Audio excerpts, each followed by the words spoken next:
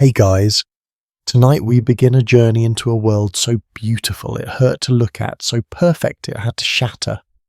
Imagine a time when women wore hats as wide as their dreams, when men measured worth in acres and titles, when champagne flowed like rivers through marble halls. The Edwardian Era, 1901 to 1910, they called it the Golden Age. But here is what nobody tells you. It was not gold, it was gilt, a thin, shimmering layer covering something rotten beneath. They had everything, these Edwardians. Wealth beyond imagination, power that stretched across continents, technology that seemed like magic. They had orchestras playing in their gardens and servants moving like ghosts through hidden corridors. They had it all, everything. Except one small thing, they had no tomorrow. So before we step through the looking glass together, I would love it if you could take just a moment to subscribe to this channel, give this video a like, or share it with someone who loves history as much as we do. And I am genuinely curious. Where in the world are you right now? What time is it where you are? Are you in bed or perhaps travelling or maybe just winding down after a long day? Drop a comment and let me know. I read every single one, and your stories make this all worthwhile. Now, dim those lights if you can. Maybe let a fan hum softly in the background. Get comfortable. Because tonight, we are going to walk through golden cages and discover why even paradise has an expiration date. Picture this. It is a warm afternoon in June 1908. At Highclere Castle in Hampshire, the same castle you might recognise from a certain television series, a garden party is in full swing. Not just any party, this is the event of the season. 300 guests drift across manicured lawns that took 12 gardeners 3 weeks to prepare. The women, they look like walking art galleries. Picture hats so enormous they need to turn sideways to pass through doorways. Dresses in cream and lavender and the palest rose, each one requiring 40 yards of silk, each one sewn by hand over months. The S-curve silhouette that pushed their chests forward and their hips back, creating that distinctive hourglass that defined the era. Corsets so tight that some women could barely breathe. But darling, who needs oxygen when you look this divine? The men are equally magnificent in their own way. Morning coats, striped trousers, top hats that cost more than a working man earned in half a year. They stand in clusters, cigars glowing, discussing politics and profits and the latest motorcar scandal. Someone mentions that Dorothy Levitt woman who drove 91 miles per hour last week. Scandalous. Absolutely scandalous. What is the world coming to when women drive faster than men? Servants in crisp uniforms glide between the guests like synchronized dancers, offering champagne in crystal flutes, tiny sandwiches with the crusts cut off, strawberries the size of plums grown in the castle's private hothouse. A string quartet plays Strauss under a white gazebo. Children in miniature versions of their parents' clothing chase each other around the fountain while their nannies watch nervously from the shade. This is the Edwardian dream. This is what the history books show you. The elegance, the refinement, the absolutely gorgeous surface of it all. But here is what is happening at exactly the same moment, just 170 miles north. In the Rhondda Valley of South Wales, in a place called Tony Pandy, miners are gathering in the darkness. Not for a party, for war. These men, their faces are permanently stained black from coal dust that no amount of scrubbing can remove. Their lungs are slowly filling with the same black dust, sentence by sentence, breath by breath. They work in tunnels so narrow they have to crawl, so deep that the temperature reaches 100 degrees. 12-hour shifts, 6 days a week, sometimes 7. Their children, many as young as 10 years old, work alongside them. Because that is what you do when your father earns £30 a year and there are 8 mouths to feed. In 1908, child labour is technically becoming illegal, but laws on paper mean nothing when stomachs are empty, and the wages, they are falling. Even as the mine owners grow richer, even as coal fuels the greatest empire the world has ever seen, the wages keep falling.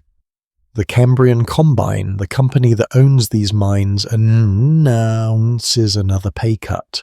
The workers say no, they strike, and the owners call in the police, the military, soldiers with rifles to face miners with nothing but their fists and their fury. Before this is over, miners will die in the streets of Tonypandy, shot, beaten. The newspapers in London will barely mention it.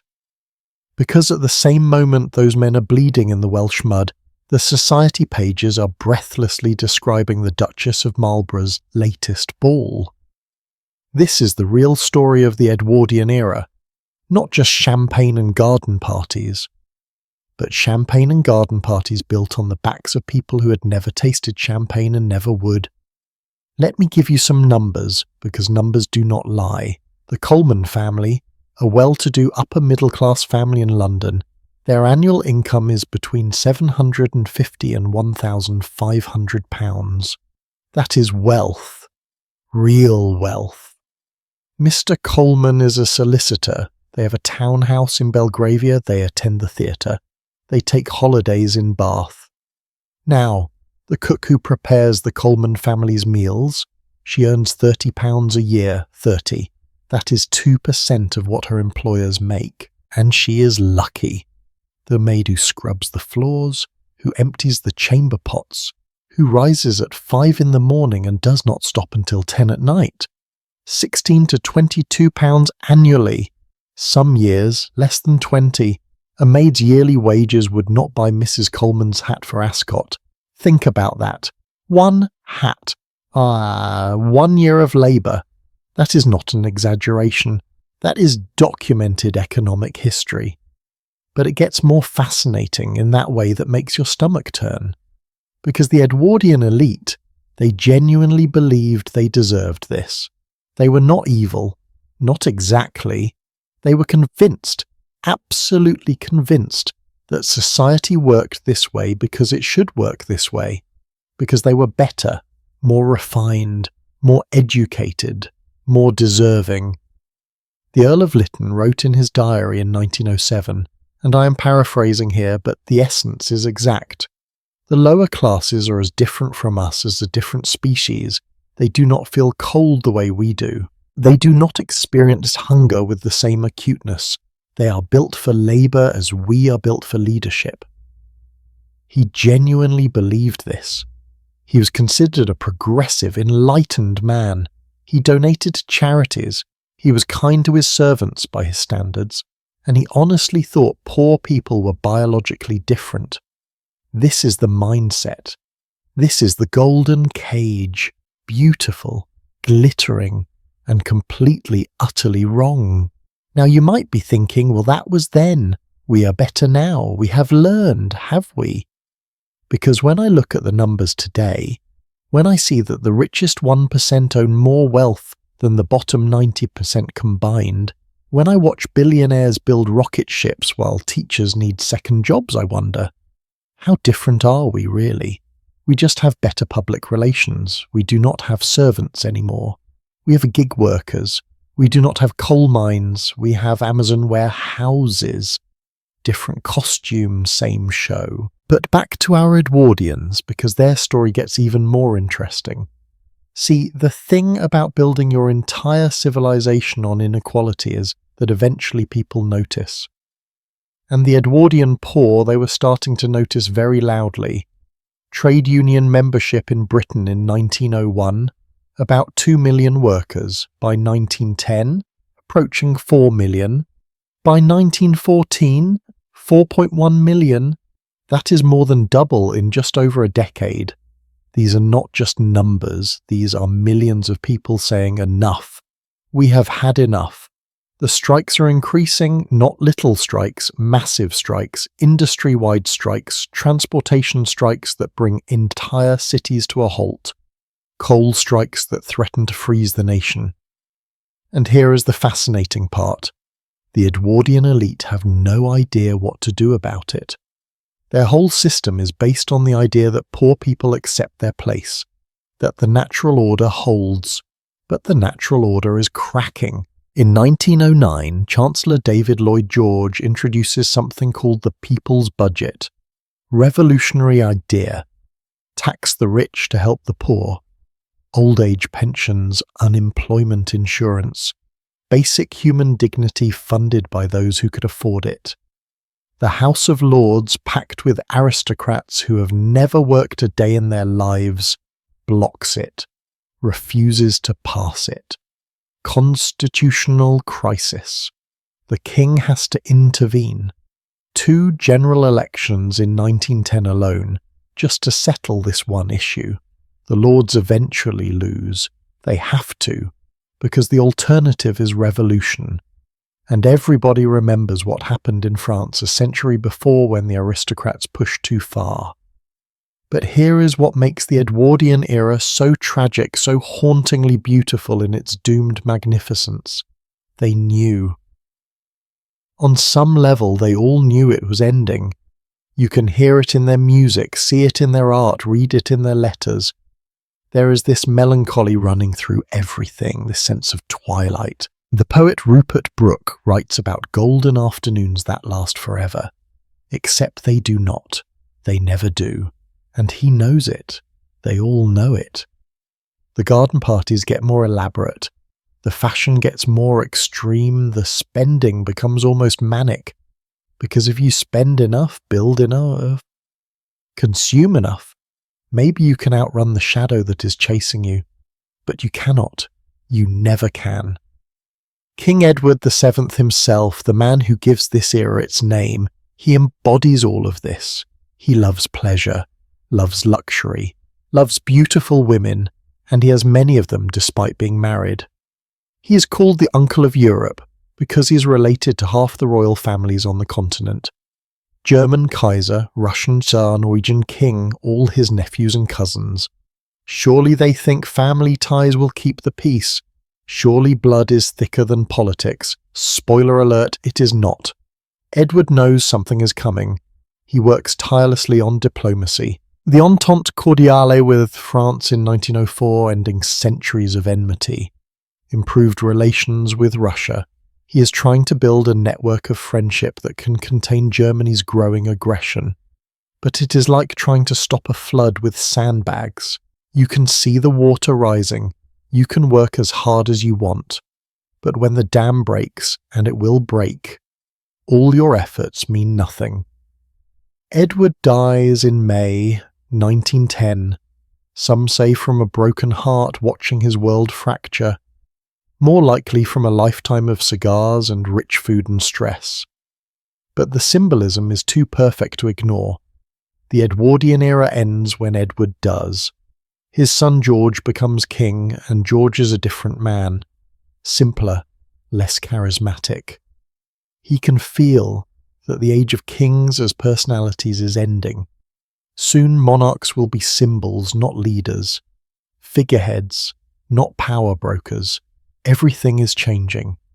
And the people at those garden parties, drinking champagne on those perfect lawns, they can feel it. They just cannot admit it. To admit it would be to admit that their entire way of life, their entire understanding of the world is built on sand, so they dance faster, drink more, throw better parties, and they wait for something they do not know what. I think about them sometimes, these Edwardians. I think about how confident they were, how certain of their superiority, how absolutely convinced that their empire would last 1,000 years. And then I think about how just 4 years after this era ends, World War I tears their world into pieces so small they can never be put back together.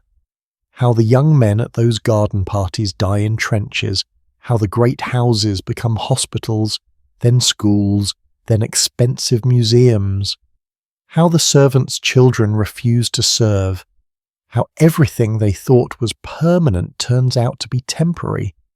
They had everything except time. And the question I want you to hold as we continue this journey together is simple but profound. Are we doing the same thing? Are we the Edwardians of our time, drinking champagne while the world burns, convinced that our wealth and technology and cleverness will save us from every consequence? Are we building our own golden cage and calling it progress? I do not have the answer, but I think it is worth asking. Now, as beautiful and terrible as this surface was, the real story of the Edwardian era lives beneath it. In the private rooms and hidden passages, in the lives of the people who made all that elegance possible but never got to enjoy it, the servants, the invisible half of the Edwardian world. And their story, the one that rarely gets told, is where we're going next. Because if you really want to understand a society, you do not look at the people at the party, you look at the people serving the champagne, and what they have to tell us will change everything you thought you knew about this golden age. There was a world within the world, a shadow society that moved through the same hallways, breathed the same air, but lived in a completely different reality. If you were wealthy in Edwardian England, you probably employed between 8 and 40 servants, depending on your level of fortune. And here is the strange thing. You barely saw them. They were trained to be invisible. Ghosts in uniform. The magic that made your life possible, but magic you were never supposed to notice. Let me take you into that invisible world. Because the story of the Edwardian servant is the story of half the population that history forgot to write down. And what they can teach us about power, dignity, and the price of comfort is something we desperately need to hear. It is 4:30 in the morning, still dark outside. The scullery maid, let us call her Annie, because that was one of the most common names. Annie wakes in her attic room. Not wakes exactly. You cannot really call it waking when you only slept 4 hours. The room is freezing. In winter, ice forms on the inside of the windows. She shares this space, barely bigger than a closet, with 2 other maids. 3 iron beds, 3 small trunks for their possessions, 1 candle between them. That is it. That is home. Annie dresses in the dark. No time for washing, that comes later if there is time, which there usually is not. Her uniform is heavy wool, black, with a white apron that must be spotless by the time the family wakes. Her hands are already rough and red from the lye soap she uses to scrub floors. She is 16 years old. She looks 30. Down the back stairs, the ones the family never uses, the ones hidden behind panels in the walls, because that is how these houses were designed. 2 circulation systems, one for people who matter, one for people who do not. You could live in these houses your whole life and never realize there were entire staircases, entire hallways, entire rooms that existed solely so servants could move without being seen. Annie's first job every single morning is to light the fires, all of them. The drawing room, the library, the dining room, the morning room, the sitting room, every bedroom. She carries coal in heavy buckets up and down those hidden stairs. By the time the family wakes at 9 or 10, the house must be warm. Perfectly warm, as if warmth just happens by magic. As if heat materializes from thin air because wealthy people wish it so. But before the fires, she must clean out yesterday's ashes, carry them downstairs, dispose of them, then lay new fires. Paper, kindling, coal arranged just so. Light them, wait to make sure they catch, move to the next room again. By the time she finishes the fires, it is 6:30 and her hands are black with coal dust and her lungs ache from inhaling smoke in cold rooms. Now the real work begins. The kitchen is already awake. The cook, Mrs. Davies, she is the queen of this underground empire. She has been here 20 years and she runs this kitchen like a general runs an army. She is not cruel, not exactly, but she cannot afford to be kind either. One mistake, one burned roast, one over-salted soup, and she could be dismissed without reference. At 45, with no husband and no family, where would she go? So she is hard, has to be. Annie helps prepare breakfast for the servants. Porridge, bread, tea. The servants eat in shifts according to their rank, in a strict hierarchy that mirrors the family upstairs. The butler and the housekeeper eat separately, at their own table served by the lower servants. Yes, the servants have servants. It is hierarchies all the way down. Butler, Mr. Carson, and yes, this is a real example from the households that inspired certain famous television programs. He is the king of the male staff. He oversees the footmen, makes sure the wine is properly stored, the silver properly polished, the table properly set. He has been with this family 30 years.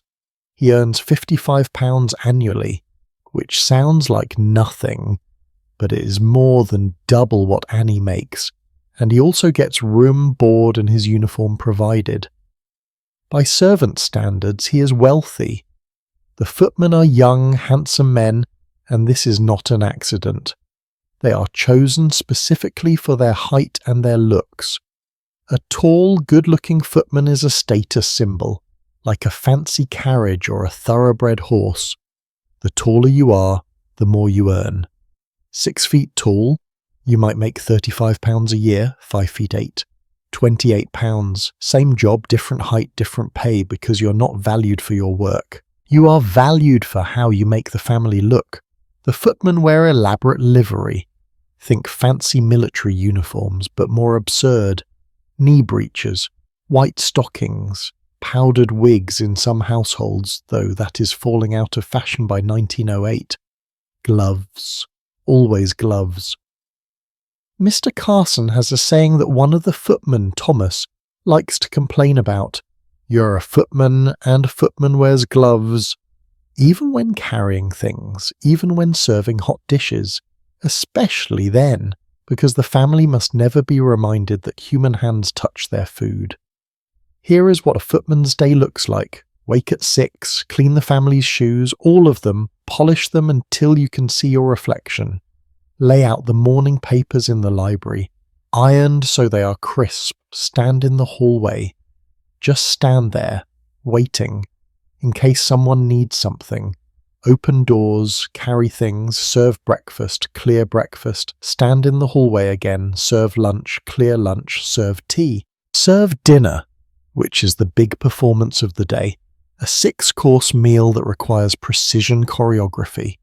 Serve from the left, clear from the right, never speak unless spoken to, never make eye contact, move silently, become furniture. After dinner is cleared and the family retires, the footman cleans the dining room, polishes the silver, prepares everything for tomorrow, and finally gets to his own room around 11 at night. 17 hours every day, 1 half day off per month if you are lucky. No holidays, no sick days. You get sick, you get dismissed. And the thing that breaks your heart, many of them were grateful for these jobs, because the alternative was worse, factory work that destroyed your body by 30, agricultural labour that paid even less, prostitution, starvation. At least in service you had food, shelter, and a tiny amount of respectability. But let us talk about the rules, because the rules reveal everything about this system. Servants were forbidden from forming romantic relationships. Forbidden. If a footman and a maid were caught courting, both would be fired immediately. No exceptions. The architecture enforced this. Male servants slept in one wing, female servants in another, and never shall the two meet. Because God forbid the servant class should reproduce, should form families, should experience the basic human connection that their employers took for granted. There is a real case from 1909, documented in the household records of Cliveden House, where a maid named Sarah Bancroft was dismissed because she was seen smiling at the gardener. Not touching, not talking, smiling.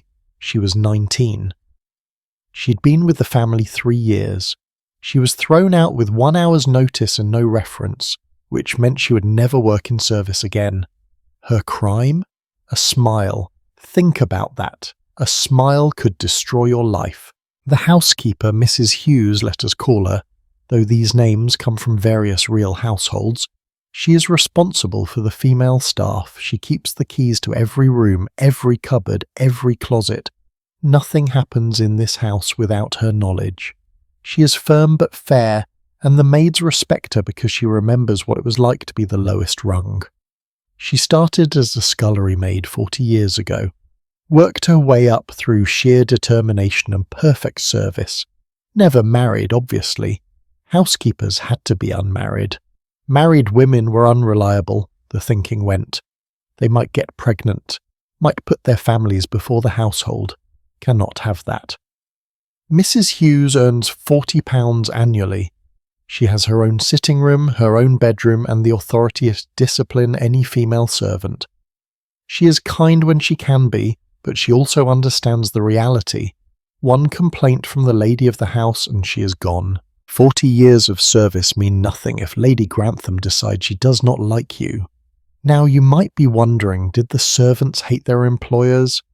And the answer is, it is complicated. Some did, quietly, carefully, in whispers in the servants' hall. But many genuinely liked the families they served, felt protective of them, took pride in their work.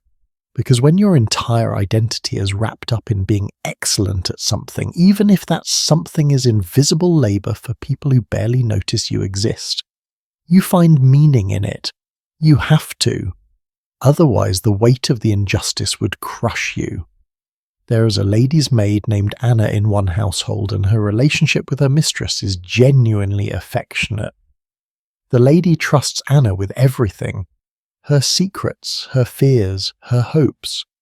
Anna dresses her, styles her hair, helps her into corsets that require two people to lace properly. They talk for hours, except they do not really talk. The lady talks, Anna listens, gives advice when asked, validates feelings, provides emotional labour along with physical labour, and in return the lady sometimes gives Anna her hand-me-down dresses, which Anna can sell for extra money because she would never actually wear them. Where would a servant wear a silk ball gown? But here is what Anna will never ever do. Disagree with her mistress. Criticise her. Tell her when she is being selfish or foolish or cruel, because Anna is not her friend. Anna is her employee. And the minute Anna forgets that, she loses everything. The hierarchy among servants is fascinating because it reveals how oppression works. The people at the bottom do not unite against the people at the top. They fight each other for slightly higher positions in the same oppressive system. The cook looks down on the kitchen maid. The kitchen maid looks down on the scullery maid. The lady's maid considers herself far superior to the housemaid. The butler is basically a different species from the footman. Everyone is desperately clinging to their tiny piece of dignity, their small amount of status, because it is all they have. And the family upstairs, they genuinely believe they are being kind. They provide employment, do they not? Food, shelter, purpose. Some of them even learn their servants' names, which is considered very progressive. Lady Mary, the eldest daughter, she sometimes asks Anna about her day. Means it too. She thinks this makes her a good person. It never occurs to her that Anna has no choice but to care about Lady Mary's day. That the relationship is fundamentally unequal. That kindness without justice is just a prettier form of oppression. Here is a detail that haunts me. In these great houses, there were bells. Rows and rows of bells, each connected to a different room upstairs. When someone pulled a cord in the drawing room, a bell rang in the servants' hall. The servants had to memorize which bell was which room, had to drop everything and run immediately. A bell rings, you run, no matter what you're doing, no matter how tired you are. The bell rings, you run. I think about those bells sometimes, how they literally turned human beings into dogs. Pavlov's experiment, except with people, conditioning them to respond instantly to the needs of others, to never have needs of their own, to exist solely as extensions of someone else's will. And before you think this is just history, just old cruelty that we have evolved beyond, let me ask you something. How different is this from the notification ding on your phone? From your boss expecting instant responses to emails at 10 at night? From the gig economy where a car service driver has 90 seconds to accept a ride or lose their rating? We just have electronic bells now, but we are still running. The Edwardian servants were trapped, not by physical chains, but by economic necessity and social structure. Leave service and go where? Do what? They had no other skills, no education, no money. Some had families depending on them, elderly parents or younger siblings that they sent money to monthly. They were trapped in a system that ground them down slowly year by year until their bodies gave out and they were discarded. There are records from Victorian and Edwardian hospitals of former servants, usually women, in their 50s and 60s, with ruined knees from scrubbing floors, ruined hands from lye and bleach, ruined lungs from breathing coal dust and cleaning chemicals for decades. No pensions, no retirement, no gratitude. Just, you are no longer useful, goodbye. But here is where it gets interesting. By 1908, 1909, things are starting to change. Slowly, painfully, but changing. Young people do not want to go into service anymore. They have other options now. Factory work pays better. Shops need sales girls. The new department stores, these massive palaces of consumption, they hire young women as shop assistants, and shop assistants get evenings off, get Sundays off, get to leave the building at the end of the day and have lives of their own. The servant shortage is becoming a real problem for wealthy families. They cannot find good staff anymore. The ones they can find are demanding higher wages, better conditions, time off. The ladies' maids are forming informal networks, sharing information about which households are good to work for and which are nightmares. The footmen are joining trade unions, which is absolutely scandalous. Servants in unions? What is the world coming to? The world is coming to an end, that is what. The end of a system that has existed for centuries. The end of a way of life built on the assumption that some people are born to serve and others are born to be served. That assumption is cracking, and the families upstairs sipping their tea and worrying about where to find a good scullery maid these days, they have no idea that this is the beginning of the end. That in just a few years their sons will die in trenches and their daughters will learn to cook and clean for themselves because there will not be any servants left. That the great houses will be sold or converted or demolished because they are simply too expensive to maintain without an army of cheap labour. But we are not there yet. It is still 1908, 1909, and the system is still working barely. The servants still run when the bells ring, still bow and curtsy, still fade into the wallpaper, still make the magic happen. And that brings us to another group of people for whom the Edwardian era was a golden cage of a different kind. Young women of the upper classes who had everything except the one thing that matters most, the freedom to choose their own lives. Because while servants were trapped by poverty, these women were trapped by privilege, and in some ways that was even worse. Because at least poverty has the dignity of being obviously unjust. Privilege disguises its chains with silk and calls it protection. Imagine being 17 years old and knowing with absolute certainty that your entire future would be decided in the next 6 months. Not by you, by a series of carefully orchestrated performances where you would be displayed, evaluated, and if you were lucky, purchased. Except nobody called it that. They called it the season. They called it your debut. They called it the most important time of your life. What they did not call it was what it actually was, a marriage market where young women were the merchandise. Welcome to the world of the Edwardian debutante, where everything was beautiful and nothing was yours. Her name is Violet. Lady Violet Manners, daughter of the Duke of Rutland, and this is her year, 1907. She has been preparing for this moment her entire life, though she did not really understand what she was preparing for until recently. Now she understands. Now she is terrified. It begins with the presentation. Not just any presentation, the presentation. To Queen Alexandra herself, wife of King Edward VII. This is your official entrance into society. Without it you are nobody. With it you are eligible, available, on the market. Violet has been fitted for her presentation gown over the course of 6 weeks.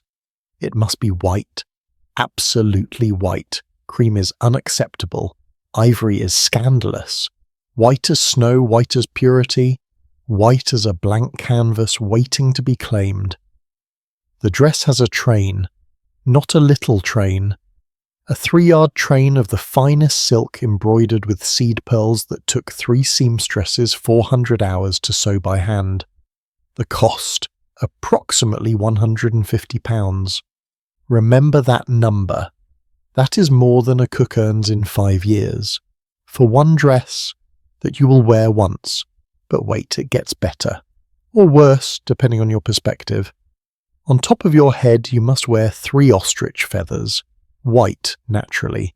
These feathers are enormous, ridiculously enormous, and they must be arranged just so.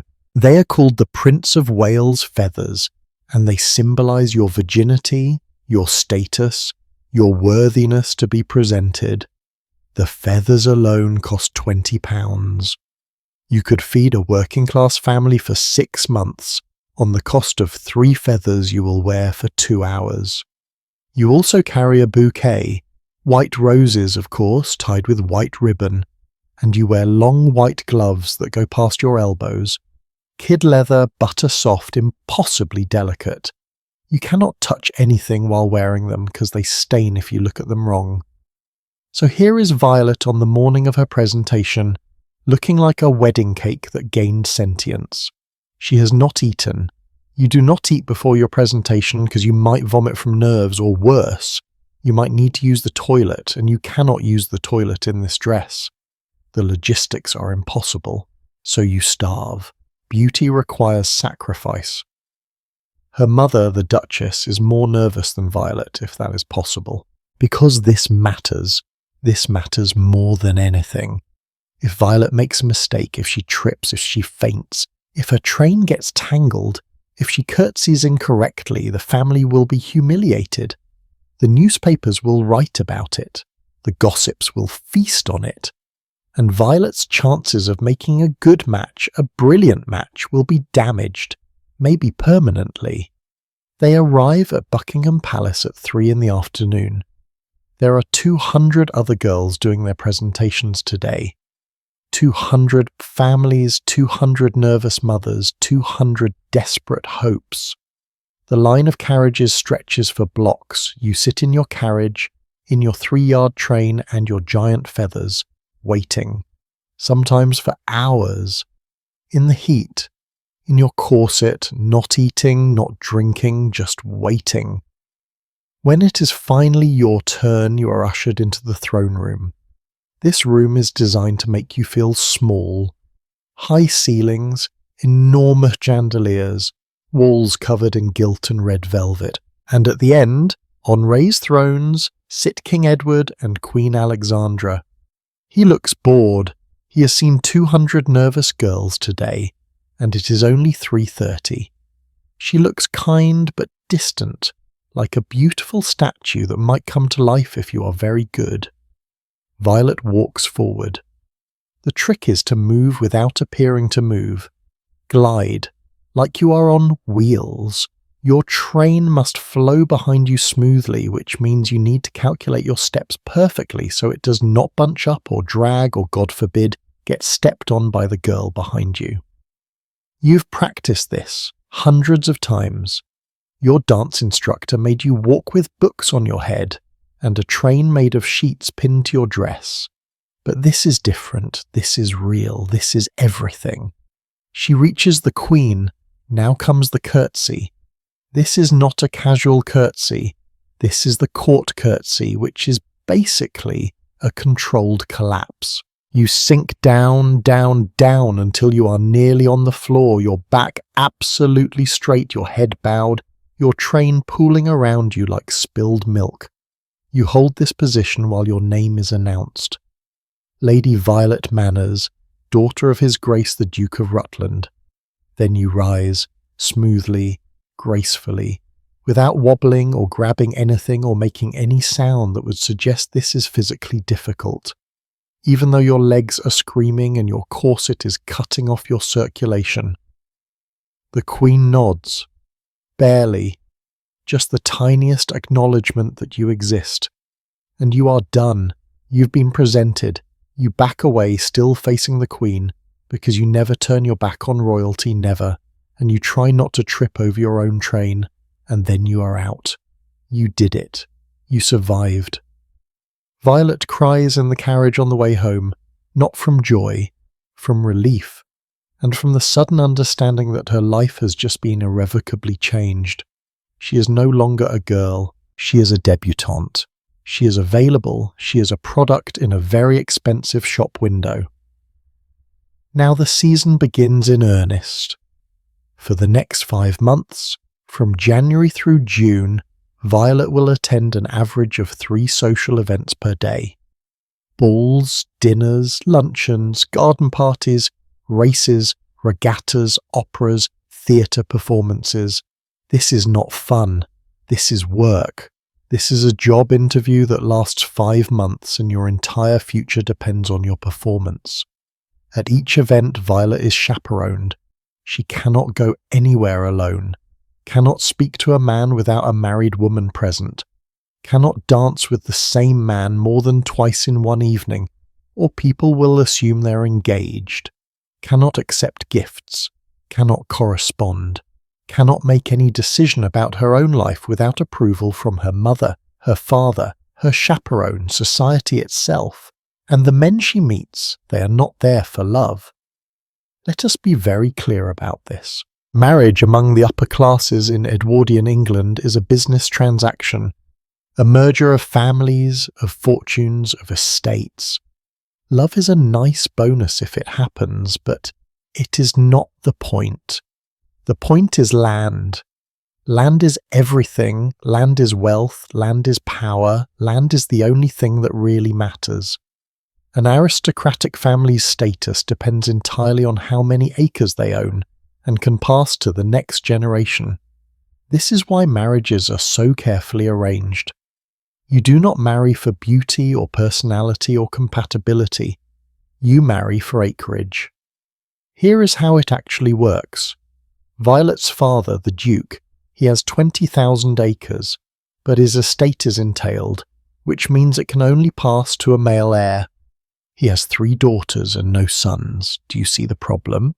When he dies, everything goes to a distant male cousin. His daughters get nothing, unless they marry men who have money, land, titles of their own. So Violet needs to marry well. Not want to, needs to. Her financial security, her mother's financial security, her sister's ability to also marry well, all depends on Violet landing a good match. Preferably a brilliant match. An heir to a dukedom, or at least an earl, someone with at least 10,000 acres, someone whose family has had money for generations, not nouveau riche industrialists who made their fortune in manufacturing or, heaven forbid, trade. The most eligible bachelor this season is Lord Ashford, 23 years old, heir to a dukedom, 30,000 acres in Yorkshire, a townhouse in Mayfair, and a face that looks like it was carved by someone who really understood bone structure. Every mother wants him for her daughter. Every daughter, whether she admits it or not, wants him for herself. Violet dances with Lord Ashford at Lady Pemberton's ball, twice, which means something. The gossips notice. Her mother notices. Everyone notices. He is polite, charming even. Talks about his horses, his hunting, his time at Oxford. Asks her about her interests, though. It is clear he does not really care about the answer. She mentions that she enjoys reading and he laughs. "Reading, how amusing. My sisters are great readers too. Do you prefer novels or fashion magazines?" Violet wants to say that she has been reading Greek philosophy, that she taught herself basic Latin because she was bored, that she has opinions about political reform and women's suffrage and the situation in South Africa. But she does not say any of this, because girls who have opinions are not girls who get marriage proposals. So she smiles and says, "Oh, novels mostly, nothing too serious." He nods, satisfied. She has passed the test. She is pretty, well-bred, appropriately educated but not intimidatingly intelligent, and she comes with 20,000 acres. She is acceptable. Here is what kills me about this system. Both of them are trapped. Lord Ashford cannot marry for love either. He needs to marry someone appropriate, someone who can manage a great house, produce heirs, navigate society, look good in a tiara. Love would be nice, sure, but love does not maintain an estate. Love does not pay the taxes on 30,000 acres. Love does not produce the next generation of landowners, so they dance. They make appropriate conversation. They are chaperoned at all times. They follow the rules. And slowly, through this bizarre ritual, through this performance of courtship that has nothing to do with actual human connection, they move toward engagement. But there are complications. There are always complications, because Violet has also met someone else. Charles Ashton. He is a younger son, which means he will inherit nothing. He is a barrister, which means he works for a living, which is somewhat scandalous. He has no land, no title, no prospects. And Violet cannot stop thinking about him. They met at a dinner party, were seated next to each other by accident. Or maybe not by accident. Maybe the hostess thought it would be amusing to seat the Duke's daughter next to a man who makes £40 a year from his law practice.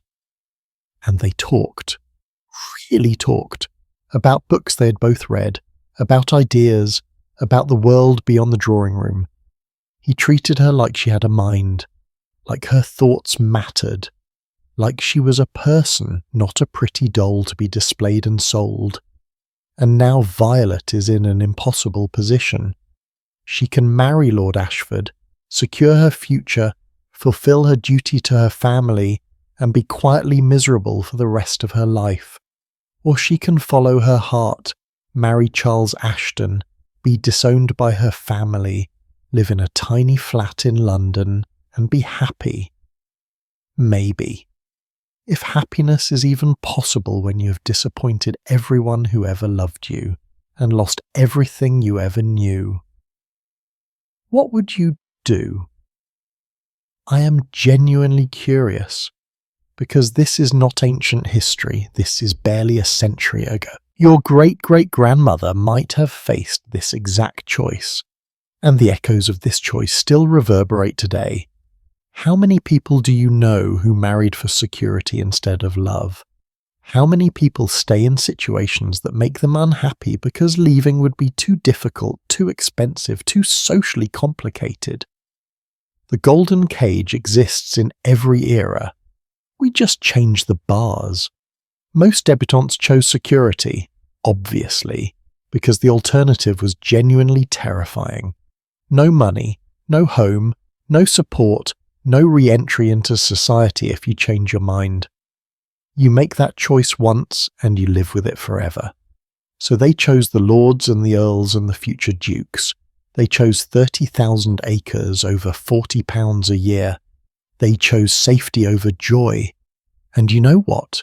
I do not blame them, not for a second. Because judging people from the past for not being as brave as we imagine we would be is the easiest thing in the world. We are not starving. We are not dependent. Most of us have options they never dreamed of. So it is easy for us to say, oh, I would have chosen love. But would you? Really?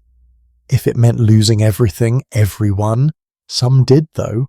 Some brave, foolish, romantic girls actually did it.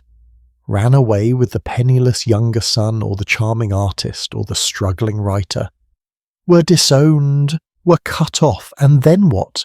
Then you discover that love does not pay the rent. Love does not buy food. Love does not cure the shame of disappointing your parents, the loneliness of losing your friends, the grinding poverty of trying to survive in a world that punishes women for choosing themselves. There are records of these runaway marriages. Usually we only hear about them when they end badly. When the husband turns out to be less charming when he is poor. When the wife realizes she actually misses her silk dresses and her servants and her comfortable life. When the baby comes and there is no money for a doctor. When love, as it turns out, is not quite enough. But sometimes, rarely, it worked. Sometimes the couple built something together. Something small and strange and theirs. Sometimes happiness was possible, even in poverty, even in exile from the only world they had ever known. The point is, nobody won this game. The system was designed so that everyone lost. The women who married for money lost their autonomy. The women who married for love lost their security. The men who needed to marry for land lost their freedom. The younger sons with no inheritance lost their chance at the women they loved. Everyone was trapped by rules nobody invented but everyone enforced. And here is the truly devastating part. These women, these debutantes, they genuinely believed they were the lucky ones. They had beautiful dresses, attended glamorous parties, met eligible men. They were not scrubbing floors like Annie the scullery maid. They were not dying in childbirth in a slum somewhere. They were the elite, the privileged, the fortunate. But privilege is not the same as freedom. Sometimes privilege is just a prettier prison. A golden cage with silk cushions where you slowly forget you ever wanted to fly. Violet, our debutante, she did what most of them did. She married Lord Ashford, had a beautiful wedding at Westminster Abbey, became a duchess when his father died in 1914, lived in a great house with 40 servants and 20,000 acres and all the silk dresses a woman could want, had 4 children, hosted brilliant parties, was universally admired, and sometimes late at night she would wonder what happened to Charles Ashton, where he was, if he was happy, if he thought of her. If her other life, the one she did not choose, was happening somewhere in a parallel world where she was braver than she turned out to be. But she did not let herself wonder for long, because wondering is dangerous, regret is dangerous. The trick to surviving a golden cage is convincing yourself it is not a cage at all, that the bars are just decoration, that you chose this, that you are happy, that this is exactly what you wanted all along. And maybe, after enough years, enough repetition, enough performance, it even becomes true, or close enough to true that the difference no longer matters. The system ground on, season after season. Hundreds of young women presented, courted, married off. The marriage market humming along efficiently, pairing up estates, consolidating wealth, maintaining the social order. Until it did not. Until the world those debutantes were preparing for ceased to exist. Until their carefully planned futures evaporated in the smoke of a war nobody saw coming. But before that war arrived, before everything changed forever, there was another revolution brewing. One that would not wait politely for permission. One that involved fire, fury, and women who decided that if they could not have justice, they would have chaos. And those women, the suffragettes, they were done playing by rules that were designed to keep them powerless. They tried asking nicely. For decades, they tried asking nicely. They wrote letters, they gave speeches, they organized peaceful protests. They were polite, respectful, reasonable. They played by all the rules that men had written, and absolutely nothing changed. So they stopped asking. They stopped being nice. They picked up hammers and smashed windows. They set fires. They chained themselves to railings. They went to prison and starved themselves until the government had to force-feed them like they were animals. And even then, even when they were willing to die for the right to vote, society called them hysterical, called them unladylike, called them terrorists. But here is what society did not call them: wrong. Meet Emily Wilding Davison, 40 years old in 1913, university educated, which is rare for a woman, teacher, activist, member of the Women's Social and Political Union, the most radical suffragette organisation in Britain. She's been arrested 9 times, been to prison 7 times, has been force-fed 49 times, which is exactly as horrific as it sounds. And on June 4th, 1913, she will walk onto the Epsom Derby racetrack during the most important horse race in England, step in front of the King's horse and die 4 days later from her injuries. Was it suicide? Was it a protest gone wrong? Was she trying to attach a suffragette banner to the horse and misjudge the timing? We will never know. What we do know is that she became a martyr, that 50,000 people attended her funeral, that her death forced even the people who hated the suffragettes to admit, these women are serious, they are not going away, they are willing to die for this. But let us go back, let us understand how we got here, because the suffragette movement did not start with violence, it started with patience, with hope, with the naive belief that if women just proved they were rational, educated, worthy, then surely men would grant them basic human rights, surely. The year is 1903. Emmeline Pankhurst, a widow in her mid-40s, founds the Women's Social and Political Union in Manchester, the WSPU. Their motto? Deeds, not words. But at first the deeds are pretty tame. Peaceful demonstrations, petitions, trying to speak at political rallies which women are not allowed to do, getting arrested for the crime of wanting to participate in democracy. Emmeline is not some radical outsider. She is respectable, middle class. Her late husband was a lawyer who supported women's rights. She has 3 daughters, Christabel, Sylvia and Adela, all of whom will become activists. She has played by society's rules her entire life, and now, at 45, she is done playing. Here is what people do not understand about the suffragettes. They were not asking for special treatment. They were asking for the same rights that were already guaranteed to men, but not even all men, because here is the dirty secret of Edwardian voting rights. Most men could not vote either. In 1903, only about 60% of men in Britain can vote. You need to own property, need to meet certain residence requirements. The poorest men, the working class men, the men who labour in factories and mines and fields, they have no voice either. So when suffragettes demand votes for women, they are actually demanding 2 different things, and this is where it gets complicated. Some suffragettes want equal suffrage, meaning whatever qualifications men need to vote, women should have the same qualifications. Same property requirements, same restrictions, equal but not universal.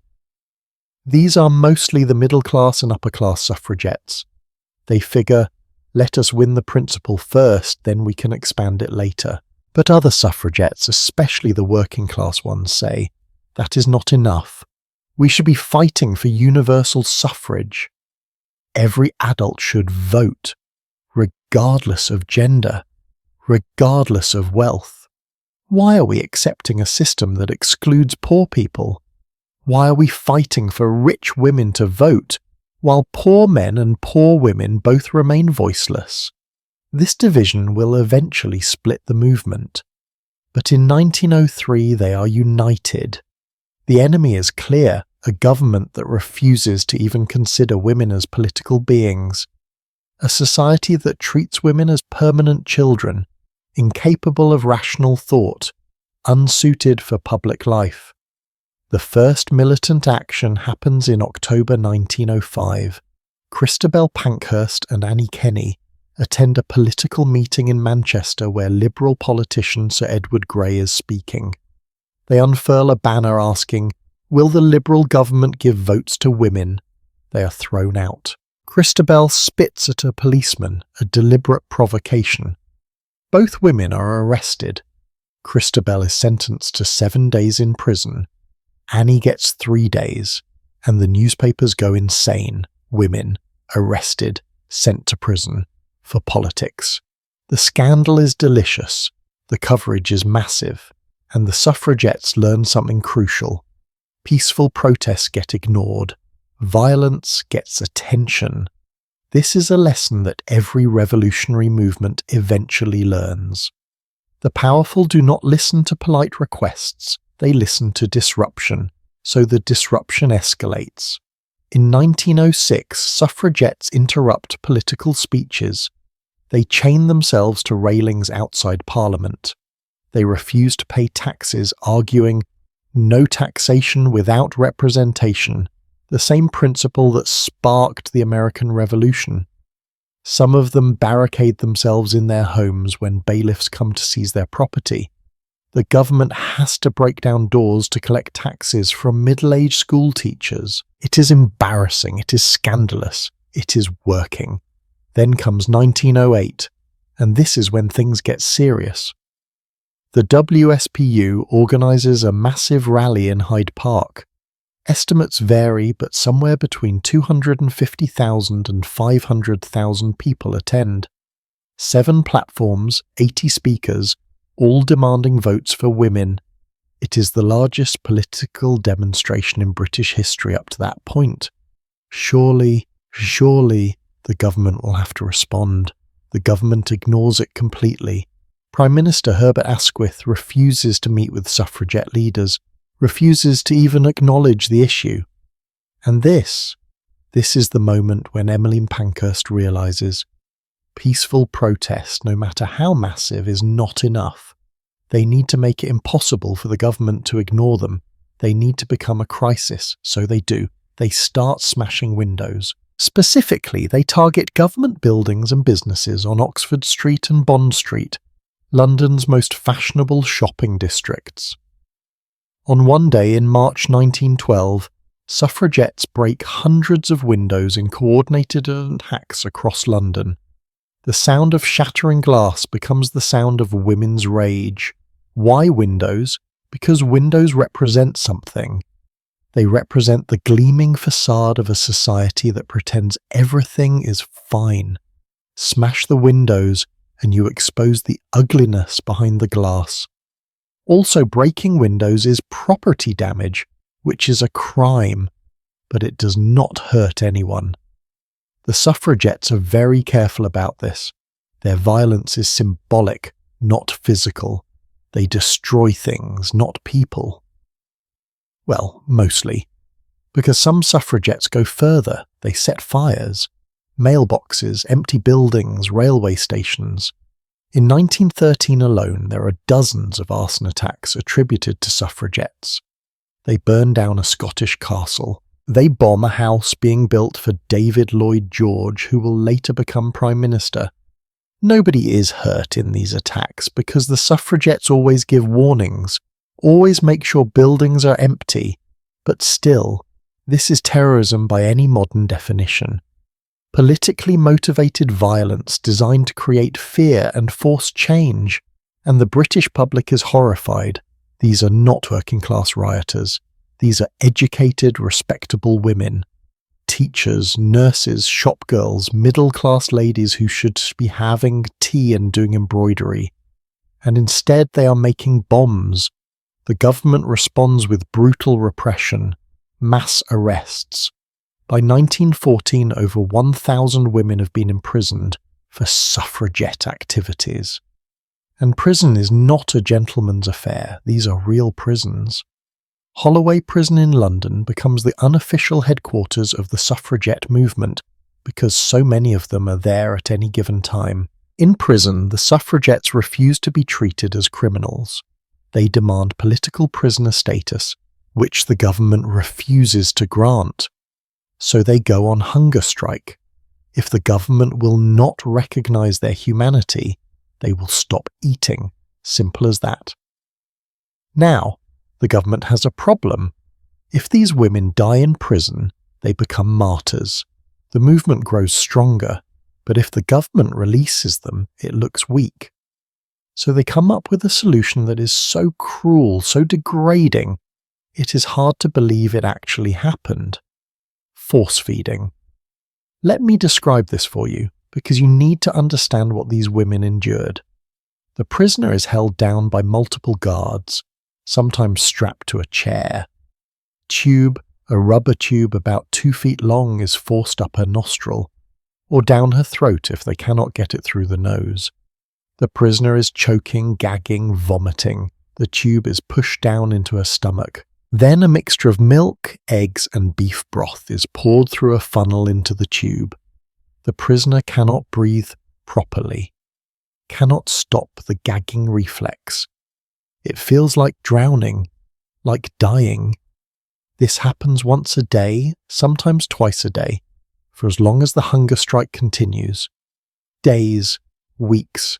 The suffragettes have their teeth broken by the tubes, their throats bleed. They develop infections. Some suffer permanent damage to their digestive systems, and they do not stop. They continue to refuse food, because submitting would mean accepting that the government has the right to do this to them, and they will not accept that. They will die first. One suffragette, Lady Constance Lytton, she is aristocratic, connected, well known. When she is arrested, the authorities treat her relatively well because she is Lady Lytton. So the next time she disguises herself as a working-class woman named Jane Wharton. Same crime, same prison. But as Jane Wharton, she is force-fed brutally, carelessly, with none of the courtesy shown to Lady Lytton.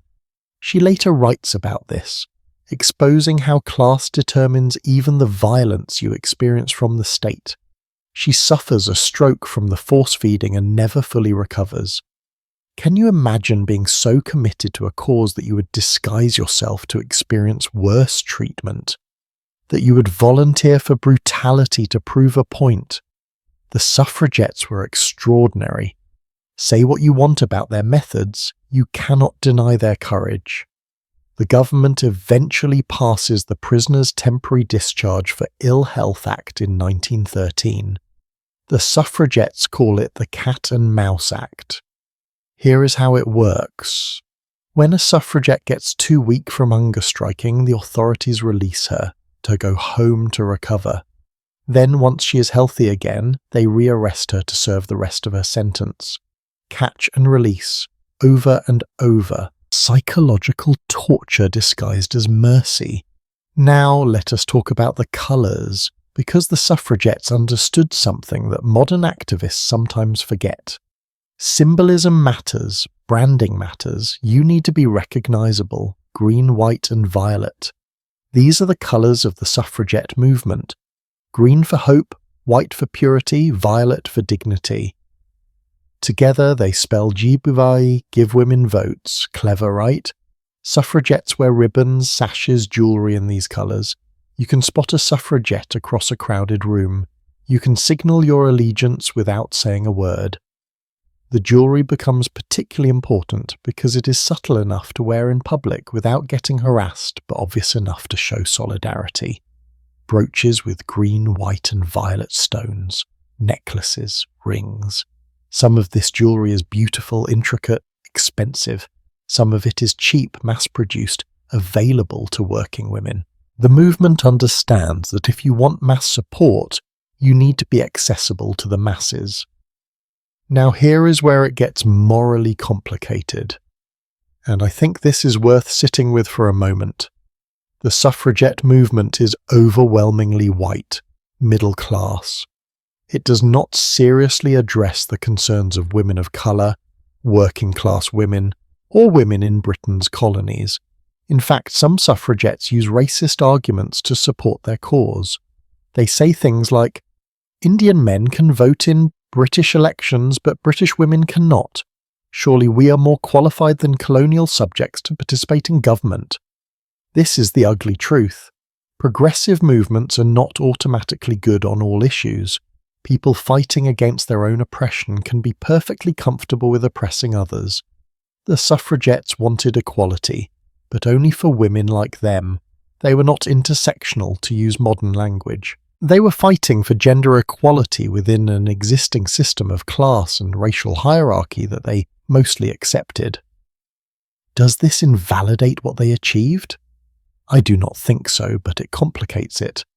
It reminds us that progress is messy, that heroism and hypocrisy can coexist in the same person, that we should learn from the suffragettes' courage while acknowledging their blind spots. By 1910, by 1911, the suffragette movement is everywhere.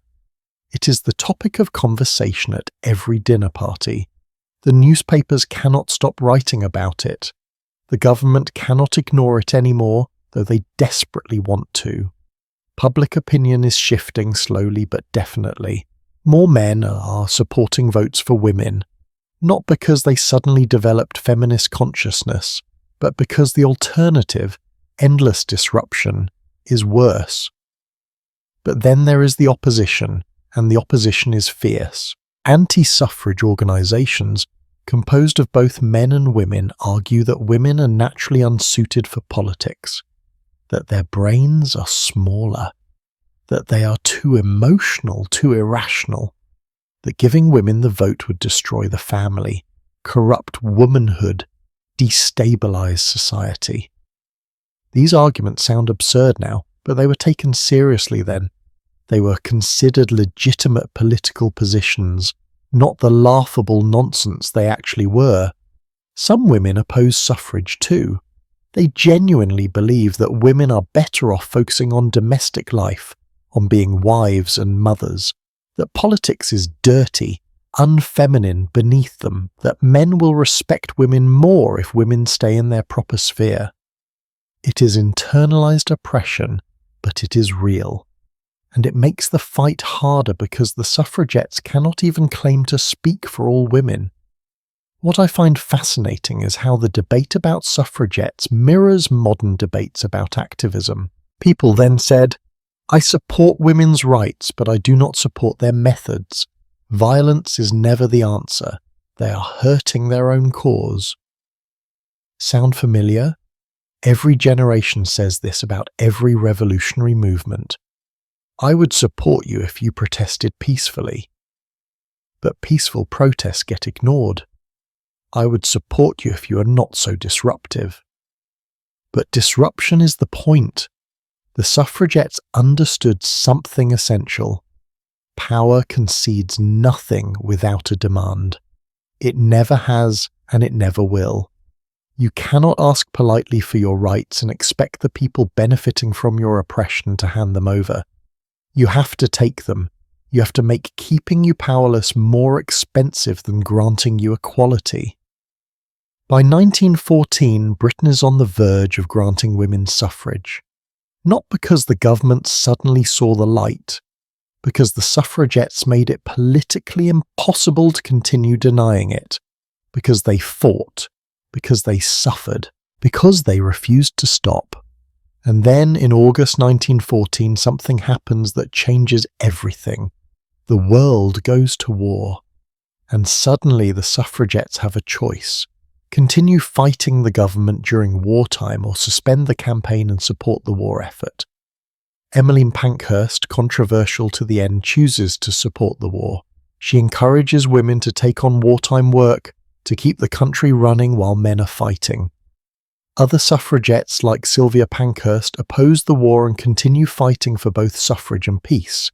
The movement fractures, but it does not die, because those women, the ones who smashed windows and chained themselves to railings and let themselves be tortured rather than submit, they proved something that could not be unproven. They proved that women were strong enough, brave enough, committed enough to demand their rights. And once you prove that, you cannot unprove it. The genie is out of the bottle. In 1918, after the war, women over 30 who meet certain property requirements finally get the vote. It is not full equality. That will not come until 1928. But it is a start. And it happened because women fought, literally fought, suffered, bled, went to prison, died. Emily Wilding Davison, the woman who died under the king's horse, she has a quote that survived her. She said, "The argument of the broken window pane is the most valuable argument in modern politics." She was right. Sometimes the only way to make people see you is to break something they care about. Sometimes being nice, being reasonable, being polite just means being invisible. And with that brokenness, that willingness to shatter the rules and accept the consequences, the suffragettes did not just win the vote, they changed what was possible for women. They proved that femininity and ferocity could coexist, that you could wear a corset and throw a brick. That respectability politics would never free anyone. But while women were fighting for political power on the streets of London, the British Empire, which gave those streets their wealth and grandeur, was engaged in its own battles. Battles to maintain control over territories spanning a third of the globe. And those battles, those colonial struggles, they were the dark mirror of everything happening at home. The suffragettes demanded justice. But justice for whom exactly? And at whose expense? That question, uncomfortable as it is, leads us somewhere we need to go. On a map in the library of any great Edwardian house, the world was painted pink, not red. Pink, the colour of the British Empire, stretching across continents like a beautiful rash. Canada, pink. Australia, pink. India, pink. Huge swathes of Africa, pink. Islands scattered across every ocean, pink. At the peak of the Edwardian era, the British Empire controlled approximately 13 million square miles of territory and governed around 450 million people. That is roughly 1/3 of the global population. 1 in 3 human beings on Earth lived under British rule. The sun never set on the British Empire. That was the phrase, the boast, the pride. It meant that somewhere in the empire it was always daytime, always the Union Jack flying, always British authority, always. But here is what they did not say. The sun never set because Britain had stolen so much of the world that day and night could not contain it all. Let me tell you what that pink on the map actually meant. Because it was not just colours on paper, it was wealth extracted, resources plundered, people subjugated, cultures destroyed, lives ended. And all of it, all of that violence and theft and exploitation paid for the garden parties we talked about earlier, paid for the debutante gowns, paid for the servants, the great houses, the leisurely Edwardian lifestyle that seemed so elegant, so refined, so civilized. Civilization, it turns out, is expensive. Somebody has to pay for it. In the British Empire, 450 million people paid for it. They just did not have a choice in the matter. Let us start with India. The jewel in the crown, they called it. Britain's most valuable colony. The place that made the empire economically viable.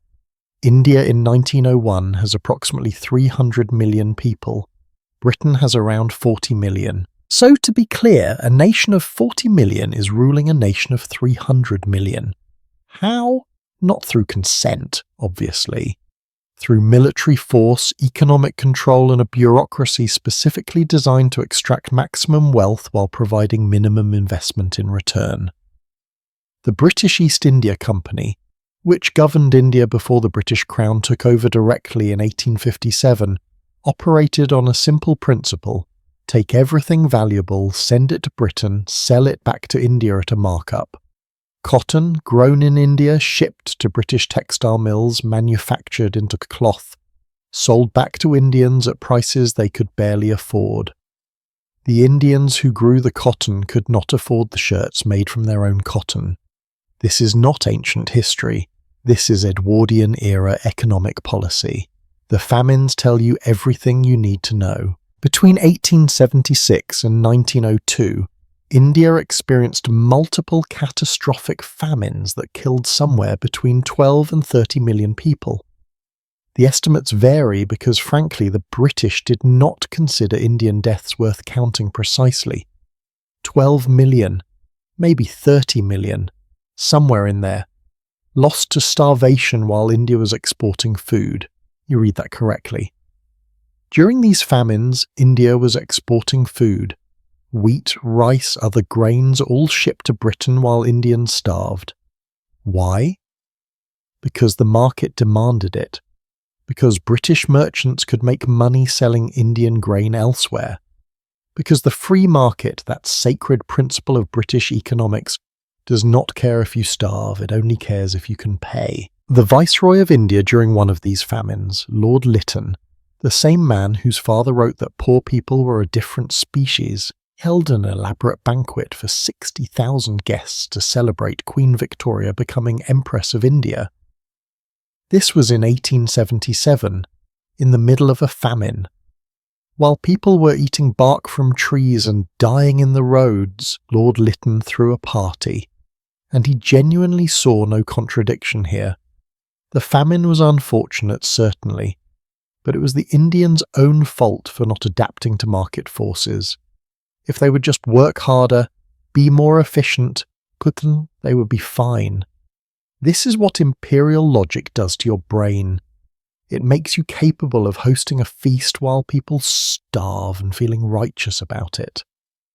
By the Edwardian era, India's economy has been so thoroughly restructured to serve British interests that it no longer functions as a normal economy. Indian artisans, who once produced textiles that were exported worldwide, have been driven out of business by cheap British factory goods. Indian farmers are forced to grow cash crops, cotton, and indigo and opium, instead of food, because cash crops generate revenue for the empire. If you starve because you cannot eat cotton, that is your problem. The empire needs revenue. The wealth extracted from India is staggering. Historians estimate that between 1765 and 1938, Britain drained approximately $45 trillion from India, adjusted for inflation. Trillion with a T. That is not wealth earned through trade, that is wealth stolen through colonialism.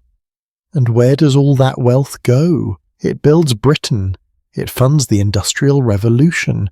It finances the Royal Navy. It pays for those great houses, those servants, those garden parties.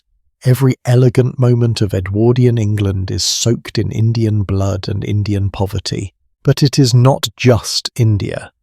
Let us talk about Africa. The scramble for Africa, they called it, which is a cheerful name for one of the most brutal episodes in human history. In 1880, European powers controlled about 10% of Africa.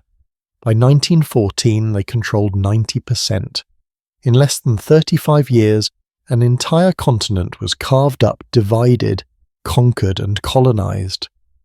The Berlin Conference of 1884 to 1885 is where European powers literally drew lines on maps, dividing Africa among themselves like they were splitting a pizza. No Africans were invited to this conference, obviously.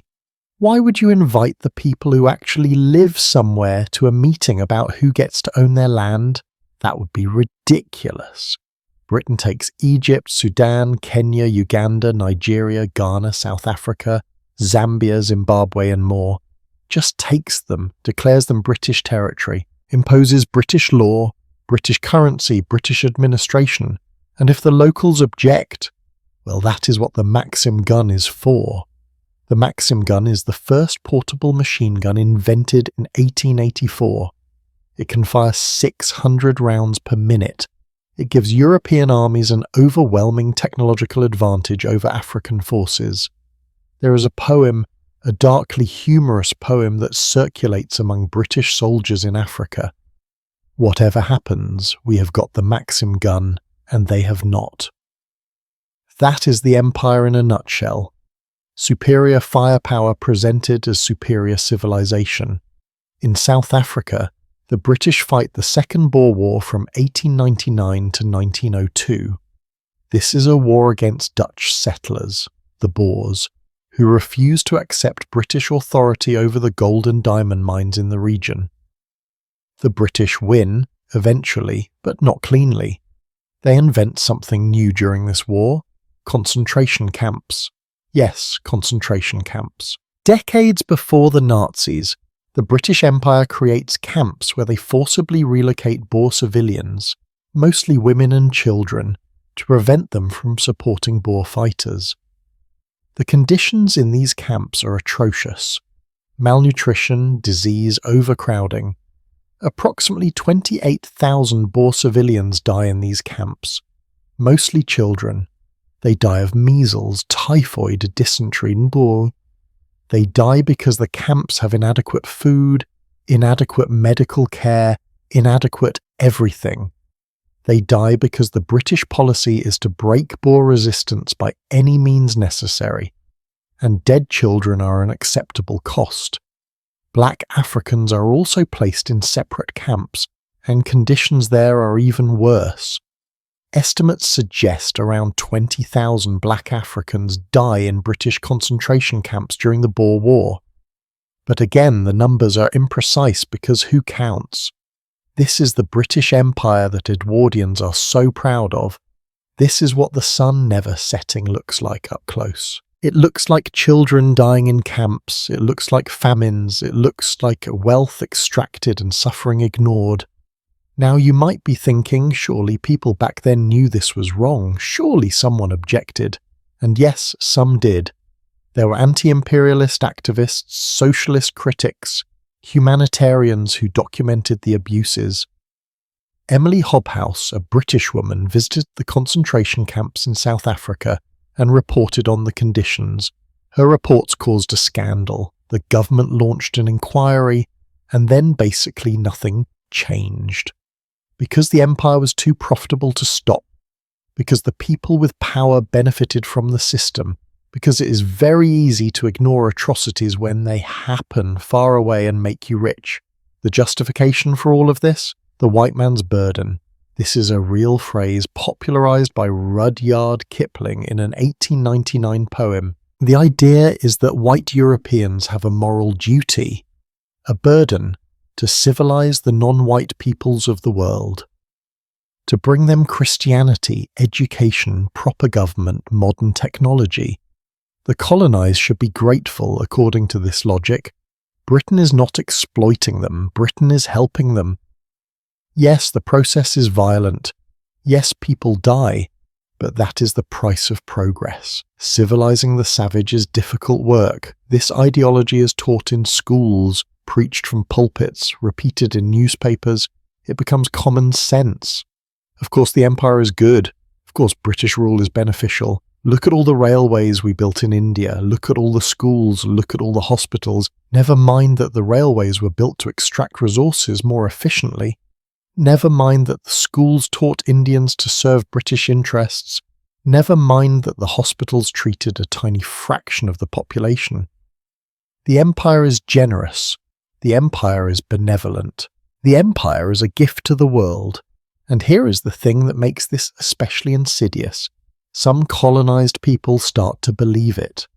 Not all, certainly not most, but some. Because when you are told every day that you are inferior, that your culture is backward, that you need foreign rulers to guide you toward modernity, eventually some people internalize that message. They start to see their own oppression as somehow natural, necessary, even beneficial. This is psychological colonization. This is why empires work. You do not just conquer land, you conquer minds. You make people complicit in their own subjugation. But resistance is constant. In India, the Indian National Congress, founded in 1885, is growing stronger. Leaders like Bal Gangadhar Tilak and Gopal Krishna Gokhale are organizing opposition to British rule. The partition of Bengal in 1905, a British attempt to divide and weaken Indian nationalism, backfires spectacularly. It energizes the independence movement. makes people angrier, more determined. In 1907, there are protests across India, bombings targeting British officials. The British respond with mass arrests, censorship, and collective punishment. If a village is suspected of harbouring rebels, the whole village suffers. This is imperial logic, terror as policy. In Africa, resistance is equally fierce. The Maji Rebellion in German East Africa, 1905 to 1907, sees thousands of Africans rise up against colonial rule. The Germans crush the rebellion with extreme violence. Estimated deaths, 75,000 to 300,000. The Bambatha Rebellion in South Africa, 1906, is another uprising against British rule. It is suppressed with characteristic brutality. Everywhere the empire goes, people fight back. Because shockingly, human beings do not enjoy being conquered and exploited. But the empire has the guns, the infrastructure, the global reach. Rebellions are crushed. Leaders are imprisoned or executed. The system grinds on. Now, here is what I want you to understand. The Edwardians knew. They were not ignorant. Information about colonial atrocities circulated in Britain. There were parliamentary debates, newspaper articles, activists giving speeches. The average educated Edwardian knew that the empire was built on violence. They just did not care enough to stop it. Why? Because it benefited them. The cheap goods in their shops, made possible by colonial labour, the tea and sugar and cotton, extracted from colonies, their comfortable lives, funded by distant suffering. Caring would have required sacrifice, would have required giving up privilege, would have required admitting that their entire society was morally bankrupt. So they did not care. Oh, they might feel a bit sad when they read about a famine, might donate to a charity, might tut-tut about the unfortunate natives, but fundamentally they accepted the system, benefited from it, perpetuated it. Does this sound familiar? Because when I look at the modern world, when I see how wealthy nations exploit poor nations, how corporations extract resources from the global south while paying starvation wages, how climate change disproportionately harms the people who contributed least to causing it, I see the same pattern. We are the Edwardians. We are drinking tea grown by people we will never meet, whose poverty makes our comfort possible. We know. We just do not care enough to change the system because changing the system would be inconvenient. The empire claimed to be spreading civilization. What it actually spread was capitalism, a particular brutal form of capitalism where profits matter more than people, where efficiency justifies any cruelty, where the free market is gospel and human rights are negotiable. This is what the pink on the map means. This is the truth behind the elegant facade.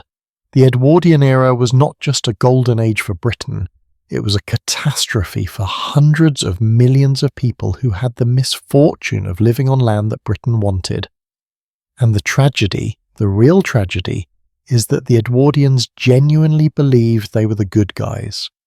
They saw themselves as bringers of light to dark continents, civilizers of savages, benefactors of humanity.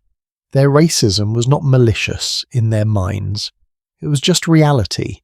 Scientific fact, common sense. White people were superior, that is just how the world worked. And if you are superior, obviously you should be in charge, obviously. This delusion, this absolute certainty of righteousness while committing atrocities, this is what empire does to the colonizer. It does not just harm the colonized, it corrupts the colonizer, makes them incapable of seeing their own evil, turns them into monsters who think they are saints. King Edward VII himself, he is called the Uncle of Europe because he is related to so many royal families. His diplomatic efforts, the Entente Cordiale with France, the improved relations with Russia, these are celebrated as peacekeeping. And in Europe, maybe they are, but the empire, that is just business, just the natural order. not something that requires moral justification. 1/3 of humanity under British rule. Think about that number. 450 million people. Their labour stolen, their resources extracted, their cultures suppressed, their lives devalued. All to maintain a lifestyle for 40 million British people, most of whom never even thought about where their wealth came from. The empire is a machine, a massive global machine for converting human suffering into British prosperity.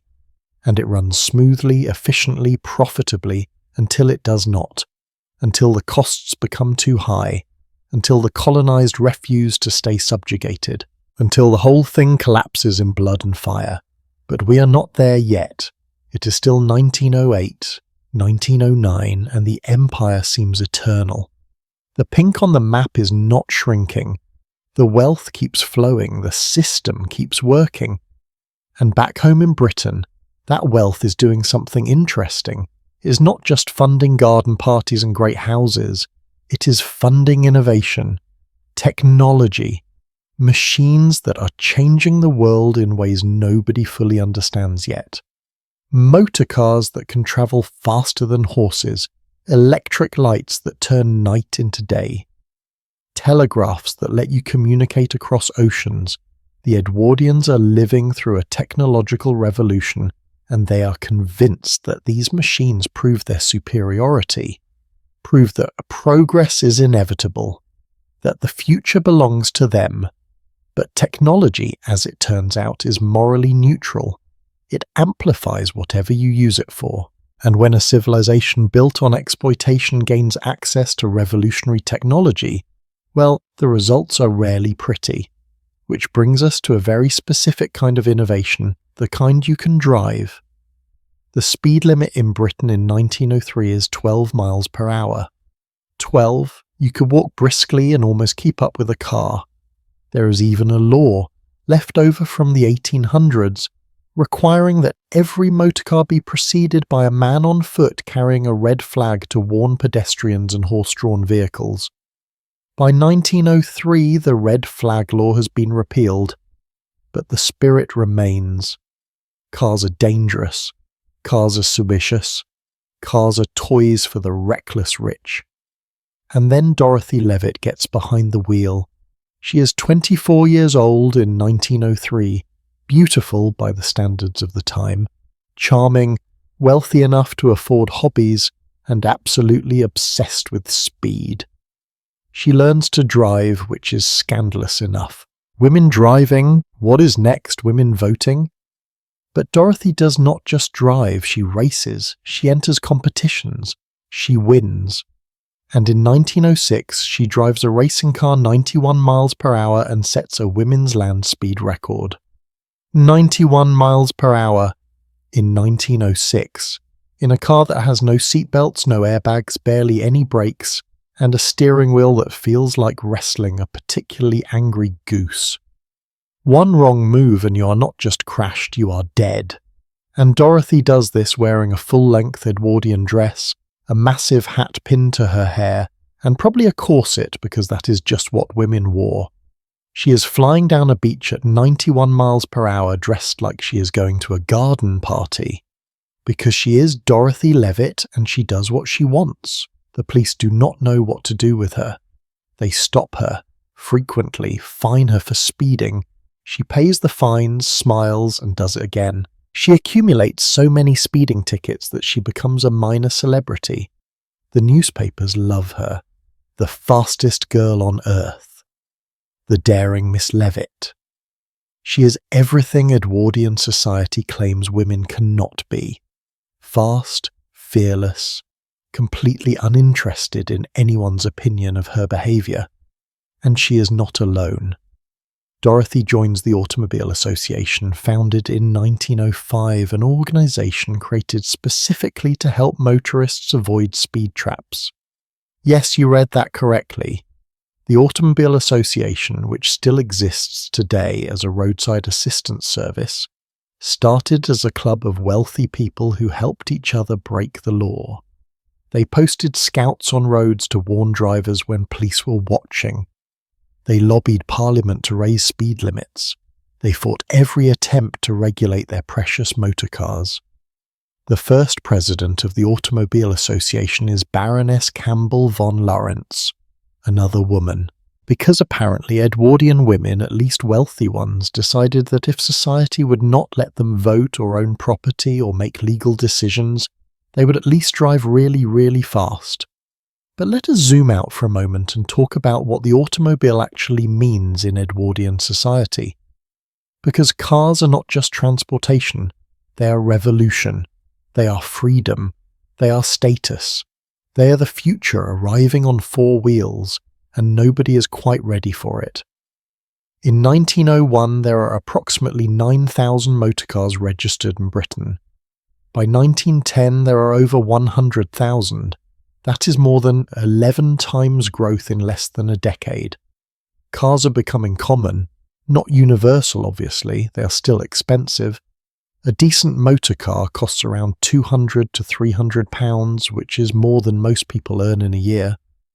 But if you are upper middle class or higher, you can afford one. And once you have one, your world fundamentally changes. Before cars, if you live in London and want to visit the countryside, you take a train to a specific station, then a horse and carriage to your final destination. Your movements are dictated by the railway timetables and available horses. You go where the infrastructure allows you to go. You are tethered.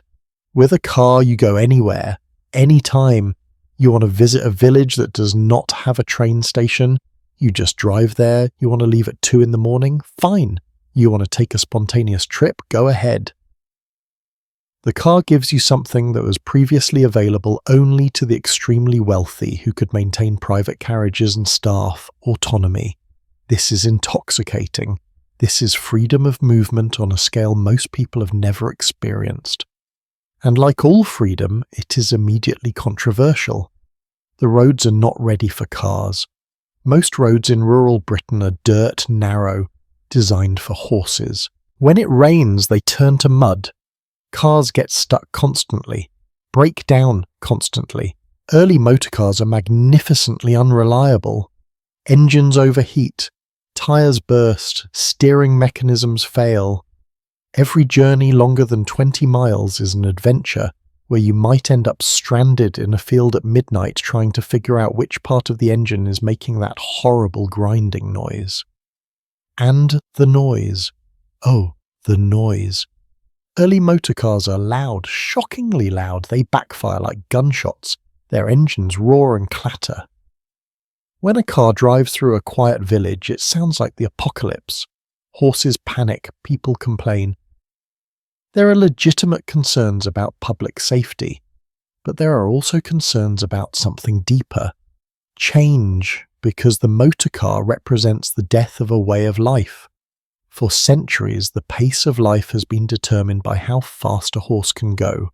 Families have made their living breeding horses, training horses, caring for horses. Entire industries exist to support horse-powered transportation. Blacksmiths, stable hands, carriage makers, hay merchants, and suddenly all of that is becoming obsolete. Technology does not just create jobs, it destroys them. The automobile is going to put thousands of people out of work, not immediately, not in 1905, but inevitably. Anyone with sense can see it coming, and the people whose livelihoods depend on horses are not thrilled about this. The response is what it always is when new technology threatens existing power structures. Moral panic. Cars are dangerous, cars are unnecessary, cars are corrupting society. Young people are using cars to escape chaperones, to go places without some supervision, to do scandalous things away from prying eyes. This is true, by the way. Cars absolutely enable young couples to find privacy in ways that horse-drawn carriages, which require a driver, never did. The back seat of a motor car is a revolution in courtship. Parents are right to be worried if your goal is controlling your daughter's sexuality, which, in Edwardian England, it absolutely is. But the automobile also reveals class in interesting ways, because cars are status symbols, but not in the way you might expect. The aristocracy, old money, they are suspicious of cars. Cars are nouveau riche. Cars are for industrialists, American millionaires, people who made their money in vulgar ways like manufacturing or investment.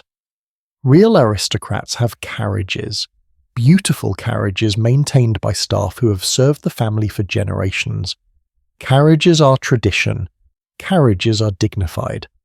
Carriages do not break down or require you to get your hands dirty fixing them. Cars, on the other hand, require you to understand how they work, to tinker with engines, to get oil on your expensive clothes. This is not aristocratic behaviour. Aristocrats do not do manual labour. They employ people to do manual labour. But cars do not work that way, especially early cars. If your car breaks down in the middle of nowhere, you need to fix it yourself or wait for hours for help. You need to know how the engine works, how the steering works, how to change a tyre. This is deeply offensive to people who have built their entire identity on not knowing how anything works. Their wealth has always exempted them from practical knowledge. They do not cook, do not clean, do not manage their own affairs. They have people for that. But they cannot have people for their car breaking down on a country road. Well, they can try. Some wealthy motorists do employ chauffeurs, but even chauffeurs are learning on the job because cars are so new. Everyone is figuring it out together. And this is actually revolutionary. Because cars democratize knowledge in a weird way. A duke who drives needs to understand engines just like a shopkeeper who drives. The machinery does not care about your title. It works or it does not. This is a preview of the modern world where technical knowledge becomes more valuable than inherited status. But let us talk about the experience of driving in 1905, because it is wildly different from anything we know today. First, you do not just turn a key and go. Starting a car requires a hand crank. You insert this heavy iron crank into the front of the engine and turn it. Hard.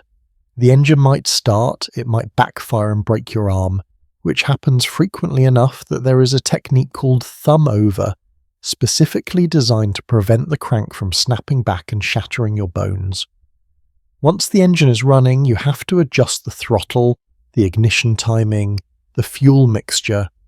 There are multiple levers and controls that need constant attention. Driving requires both hands, both feet, and complete concentration. You cannot just zone out and think about something else. Every moment demands active engagement. The roads have no lane markings, no traffic lights, no stop signs, no rules beyond try not to hit anything. When two cars meet on a narrow road, you negotiate who backs up. There is no right of way. There is only whoever is more stubborn. Brakes are terrible. Stopping a car going 30 miles per hour can take 100 feet, maybe more if the road is wet. You need to plan ahead, anticipate, constantly calculate. And if something unexpected happens, a child running into the road, a horse bolting, another car doing something stupid, you have approximately half a second to react before disaster. Its driving is suicidal. The headlamps are dim oil or acetylene lamps that barely illuminate 10 feet ahead. You are essentially driving blind, trusting that there is nothing in the road you cannot see. There usually is, and yet people love it. They absolutely love it, because it is exciting, it is new, it is a taste of the future. The sensation of speed, even 12 miles per hour, even 30, is thrilling in a way that nothing else matches. You're moving under your own power, under your own control, faster than humans have ever moved before. You're a pioneer, an adventurer. You're free. Dorothy Levitt writes a book in 1909 called The Woman and the Car, a chatty little handbook for all women who motor or who want to motor. It becomes a bestseller. In it, she gives practical advice for women drivers. How to fix a punctured tyre, how to maintain an engine, how to handle harassment from men who think women should not drive. She tells women to carry a small revolver in case they break down in an isolated area. She suggests carrying a hand mirror to watch the road behind you, essentially inventing the rearview mirror years before it becomes standard equipment. Her writing is charming, practical, occasionally hilarious. She treats women as intelligent beings capable of understanding machinery, which is radical for 1909. She does not condescend, does not simplify. She assumes her readers want real information, and she gives it to them. The book outrages exactly the people you would expect it to outrage. Men write angry letters to newspapers. Women driving is dangerous. Women are not mentally equipped to handle the responsibility of operating a motor car. Their reflexes are slower. Their judgment is impaired. They will panic in emergencies. This is all scientific fact, according to these men. They have absolutely no evidence, but they are very confident. And yet, the statistics tell a different story. Women drivers in the early years of motoring have fewer accidents than men, significantly fewer, because women, knowing they will be judged more harshly for any mistake, drive more carefully. They take fewer risks. They do not race each other on public roads. They do not drink and drive, which men absolutely do because there are no laws against it yet.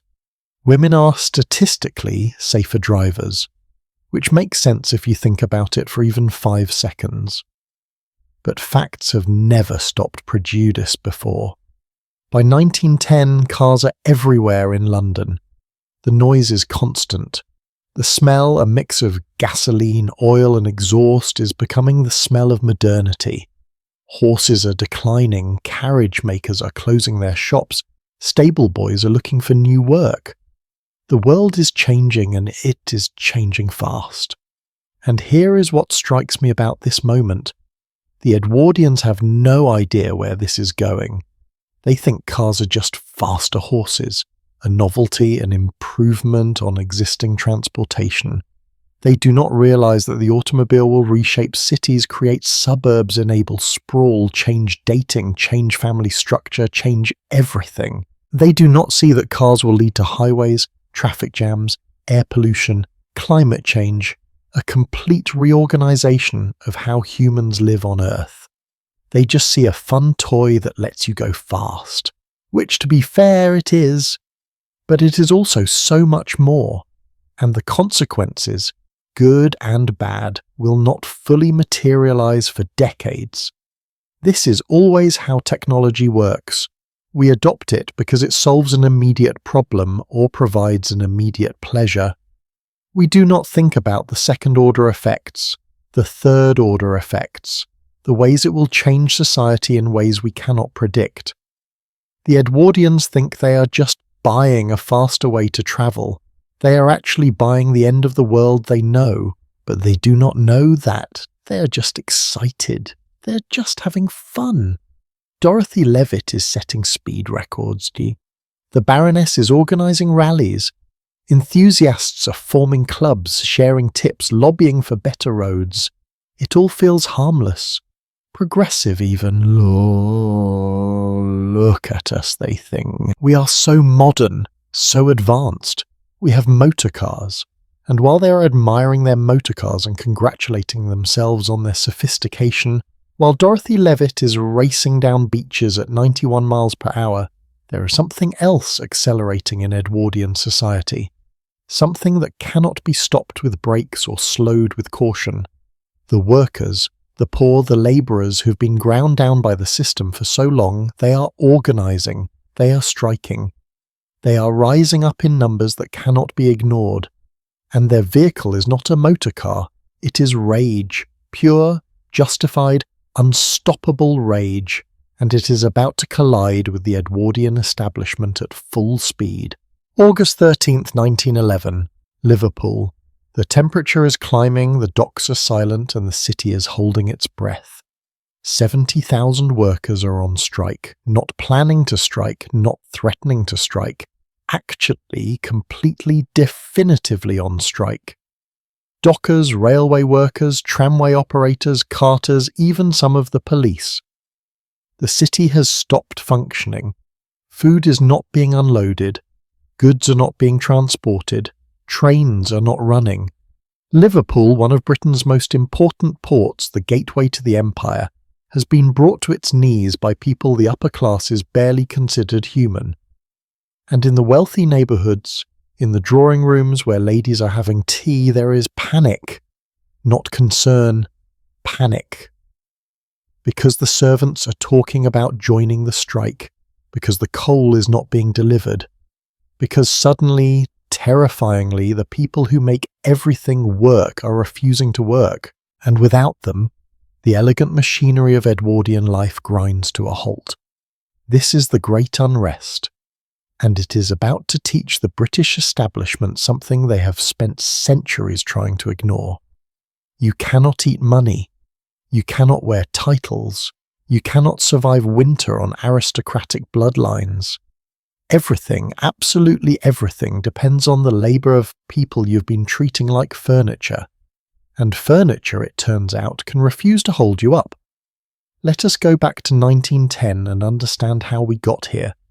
Because strikes do not appear from nowhere. They are the result of pressure building until something has to give. The average working-class family in 1910 earns about £1 per week. Let me break that down. Rent for a 2-room tenement costs about 5 shillings a week. That is a quarter of your income gone for 2 rooms shared by a family of 5 or 6 people. Food for that family costs another 8 to 10 shillings. Coal for heating and cooking, 2 shillings. Clothing, maybe 1 shilling if you are lucky and nothing tears. That is 18 shillings out of 20. You have 2 shillings left for everything else. Medicine, soap, candles, emergencies, anything. Now, prices are rising. Between 1905 and 1910, the cost of basic goods increases by approximately 10%. Bread costs more, meat costs more, rent costs more. But wages stay exactly the same. Or in some industries, they actually decrease because employers can get away with it. So workers are getting poorer, measurably, undeniably poorer. They are working the same hours, often longer hours, and they can afford less than they could 5 years ago. Meanwhile, the wealthy are getting wealthier. The gap is not just growing, it is becoming a chasm, a gulf, an insult. When you are choosing between buying bread and buying coal, and you read in the newspaper about a duchess spending £300 on a dress for one party that does not inspire respect, it inspires rage. And the workers are starting to realise something revolutionary. They have power, not individual power, collective power, because the system needs them more than they need the system. What happens if every docker in Liverpool refuses to work? The ships sit in the harbour. Goods rot. Trade stops. The empire, that great pink stain on the map, it depends entirely on docks being functional, on goods moving, on workers working. What happens if they stop? The striking workers are about to find out, and so is everyone else. The spark that ignites Liverpool is a dispute over wages at the docks. The ship owners want to reduce pay, the dockers say no. It is that simple. No grand political theory, no revolutionary manifesto. Just, we are barely surviving as it is, and you want to pay us less. No, absolutely not, no. The dockers walk out, then the carters who transport goods from the docks join them, then the railway workers, because solidarity, then the tramway workers, then everyone. The strike spreads like fire through dry grass because everyone is angry, everyone is desperate, everyone is tired of being ground down by a system that takes everything and gives nothing back. The government's response is instructive. They do not negotiate. They do not try to understand the workers' grievances. They send in troops, actual military troops, with rifles. The logic is simple. These workers are disrupting the social order. Disruption is intolerable. Therefore, force is justified. On August 13th, which is where we started, British soldiers open fire on striking workers. In the Vauxhall Road area of Liverpool, troops fire into a crowd. 2 men are killed. John Sutcliffe, age 30. Michael Prendergast, age 31. They're not armed. They're not attacking anyone. They are striking. And for that they are shot dead in a British street by British soldiers. This is not some distant colonial outpost where violence against the natives is routine. This is Liverpool. This is England. These are white British men being killed by their own government for demanding better wages. And it changes everything.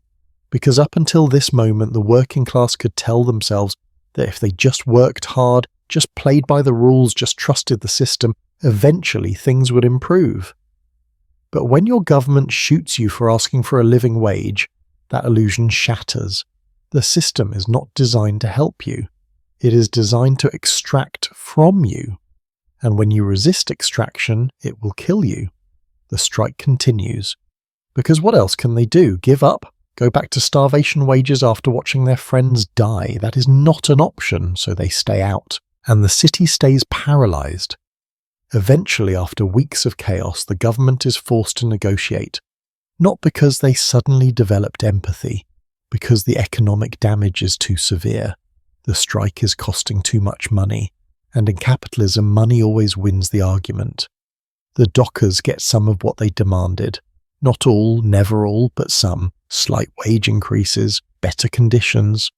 The recognition, grudging and bitter, that they have power, that their labour is valuable, that they cannot simply be ignored and abused indefinitely.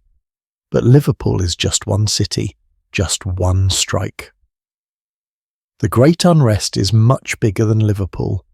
In November 1910, there is the Cambrian Combine Strike in South Wales.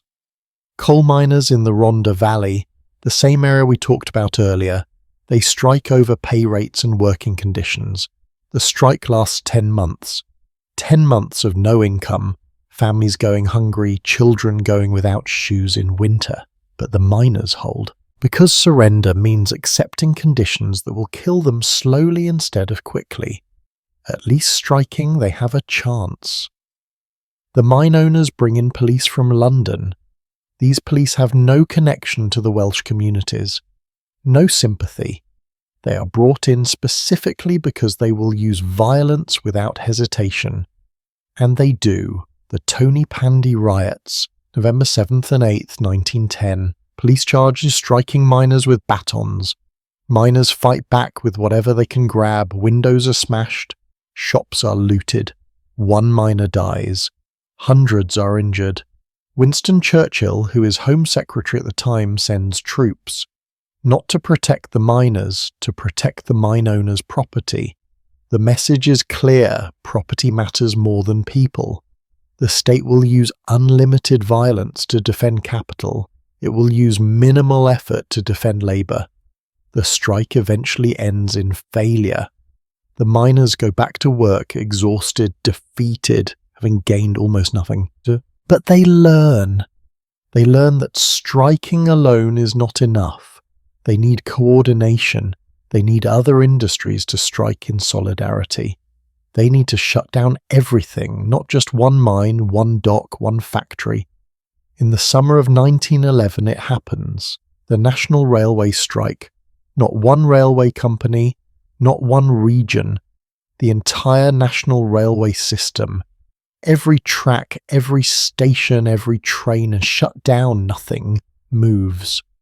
Britain in 1911 depends on railways the way modern society depends on electricity. Everything travels by train. Food, fuel, mail, people. The railways are the circulatory system of the nation, and the workers have just stopped the heart. This is the moment when the upper classes truly panic. Because this is not just an inconvenience. This is an existential threat. Without railways, cities cannot be fed. Factories cannot get materials. The empire cannot function. And the people who control the railways, it turns out, are not the owners. They are the workers, the men who lay the tracks, drive the trains, maintain the engines. They always had the power, they just never used it before. The strike lasts 2 days, just 2 days. But those 2 days shake the foundations of British society. The government, terrified that the strike will spread further, that other industries will join, that the whole system will collapse, agrees to nearly every demand. Wage increases, better conditions, the recognition of the railway unions. The workers win, completely, decisively. And this victory sends a message across Britain. Striking works, collective action works. The system can be forced to change if enough people refuse to cooperate with it. What follows is a cascade, strikes everywhere. The London dockers strike in 1912. The National Coal Strike, also 1912, which involves over 1 million miners. That is 1 million men refusing to go underground. 1 million families surviving on union funds and community support and sheer stubborn determination. Women are striking too, which the history books often forget. In 1911, female workers in Bermondsey, South London, go on strike.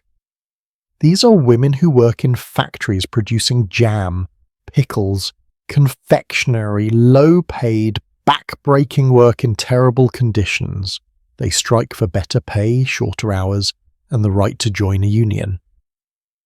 After 10 days they win. 15,000 female factory workers discover their power.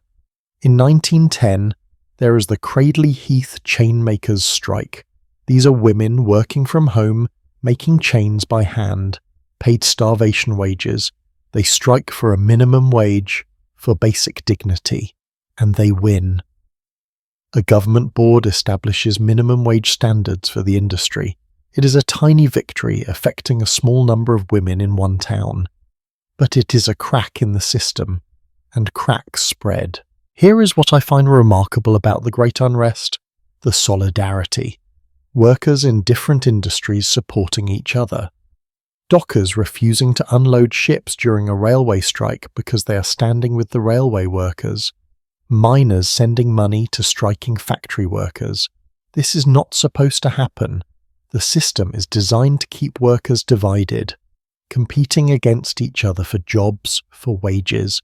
If they unite, if they realize their common interests, they become unstoppable. And for a few years, from 1910 to 1914, they are united. They are unstoppable. The strike wave is the most significant labour unrest in British history up to that point.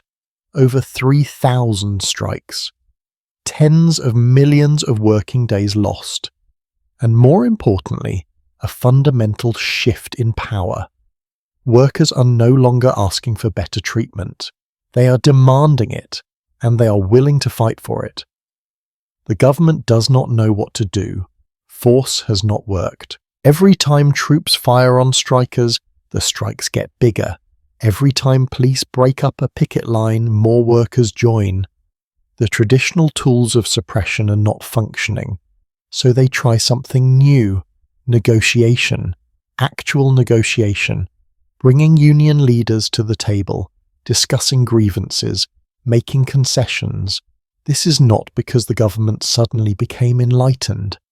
It is because they are terrified. They can see what is happening across Europe. They can see the revolutionary movements in Russia, in Germany, in France.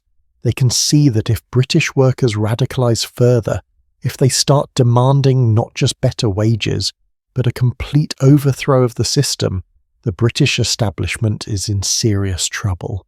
So they make just enough concessions to prevent revolution. They passed the National Insurance Act in 1911, providing basic health insurance and unemployment benefits. They introduce minimum wage laws in some industries. They recognize trade unions, not out of goodness, out of survival instinct. The workers have forced the government to admit something crucial. Labour has value. Not in the abstract, not in theory, actually materially valuable. And if labour has value, labourers have power. This is a profound shift. For centuries, British society has operated on the assumption that some people are born to rule and others are born to serve. That hierarchy is natural, ordained by God or nature or simple common sense. But the great unrest proves otherwise. It proves that the people at the bottom can bring the whole structure down if they choose to.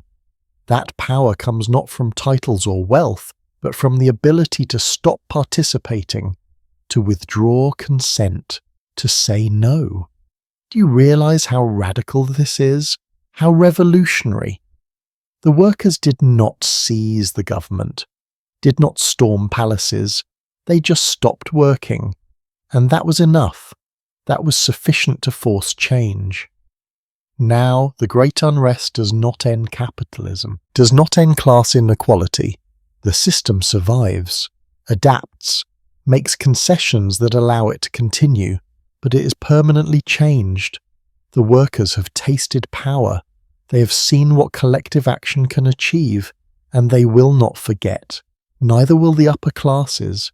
They are scared now, genuinely scared in a way they have not been since the French Revolution. They can see their world cracking. The deference, the automatic respect, the assumption that they deserve their wealth and power, all of that is eroding. The servants are talking back, the workers are striking, the women are demanding votes, the colonies are restless. Everything all at once is falling apart. And the thing is, nobody knows how to stop it. You cannot shoot all the workers, cannot imprison all the strikers, cannot force people to work if they refuse. The system only functions with consent, and consent is being withdrawn. But even as this domestic revolution is unfolding, even as the British working class is discovering its power, there is another problem, one that the Edwardians desperately do not want to acknowledge, because acknowledging it would require admitting that maybe, just maybe, the rules that govern proper society are not natural law, but arbitrary restrictions designed to maintain control, and the people most constrained by those rules, the ones about to break them in spectacular fashion, are not the workers in the factories. They are the ladies in the drawing rooms, and they are about to set the rules on fire. A woman is smoking a cigarette in her motor car. It is 1904, New York City. A policeman sees her, and something inside him snaps. This is wrong. This is unnatural. This is a threat to civilization itself. He pulls the car over, orders her to put the cigarette out. She refuses, so he arrests her. Actually arrests her for smoking while female. The judge agrees. Smoking, he declares from the bench, is evidence of moral degeneracy in women. It suggests loose morals, questionable virtue. The kind of woman who would smoke in public is the kind of woman who might do anything. Vote, perhaps, have opinions, exist independently, cannot have that. This is not an isolated incident. This is policy, law, social consensus. In Edwardian society, a cigarette in a woman's hand is more dangerous than a gun in a man's, because the cigarette suggests something terrifying, that women might claim the same freedoms as men, and if women start claiming freedoms, where does it end? Let me tell you about the rules, the real rules, not the ones in books, but the ones that govern every moment of an Edwardian woman's life, the ones so pervasive, so absolute that most people never even think about them. They're just reality, the way things are, the natural order. A proper Edwardian lady never removes her gloves in public. Never. Not to shake hands, not to eat, not for any reason. The gloves stay on because exposed hands suggest intimacy, availability. A woman without gloves is a woman making herself accessible, and accessible women are dangerous women. A proper lady never initiates a greeting with a man. She may acknowledge a greeting from a man she knows, but she cannot speak first. That would be forward, aggressive, unladylike. So she waits, always waiting, for men to notice her, acknowledge her, grant her permission to exist in the conversation. A proper lady never walks alone after dark, never goes to a restaurant without a male escort, never travels unaccompanied, never makes eye contact with strangers, never laughs too loudly, never expresses strong opinions, never, never, never. The list of nevers is longer than the list of permitted behaviours. And smoking is for men. Specifically, smoking is for men in special rooms designed for smoking, separated from women because women are too delicate for such masculine pursuits. Victorian houses, and many Edwardian houses, have dedicated smoking rooms. Decorated in dark wood and leather, smelling of tobacco and whiskey, these are male sanctuaries. After dinner, the men retire to the smoking room while the women retire to the drawing room. The physical architecture enforces gender segregation, makes it spatial, permanent. But by 1908, something is shifting. Some women are smoking, privately in their own homes, with the windows open and the door locked. They hide it from their husbands, their fathers, their social circle. Because being caught would mean scandal, ruin, the kind of gossip that follows you forever.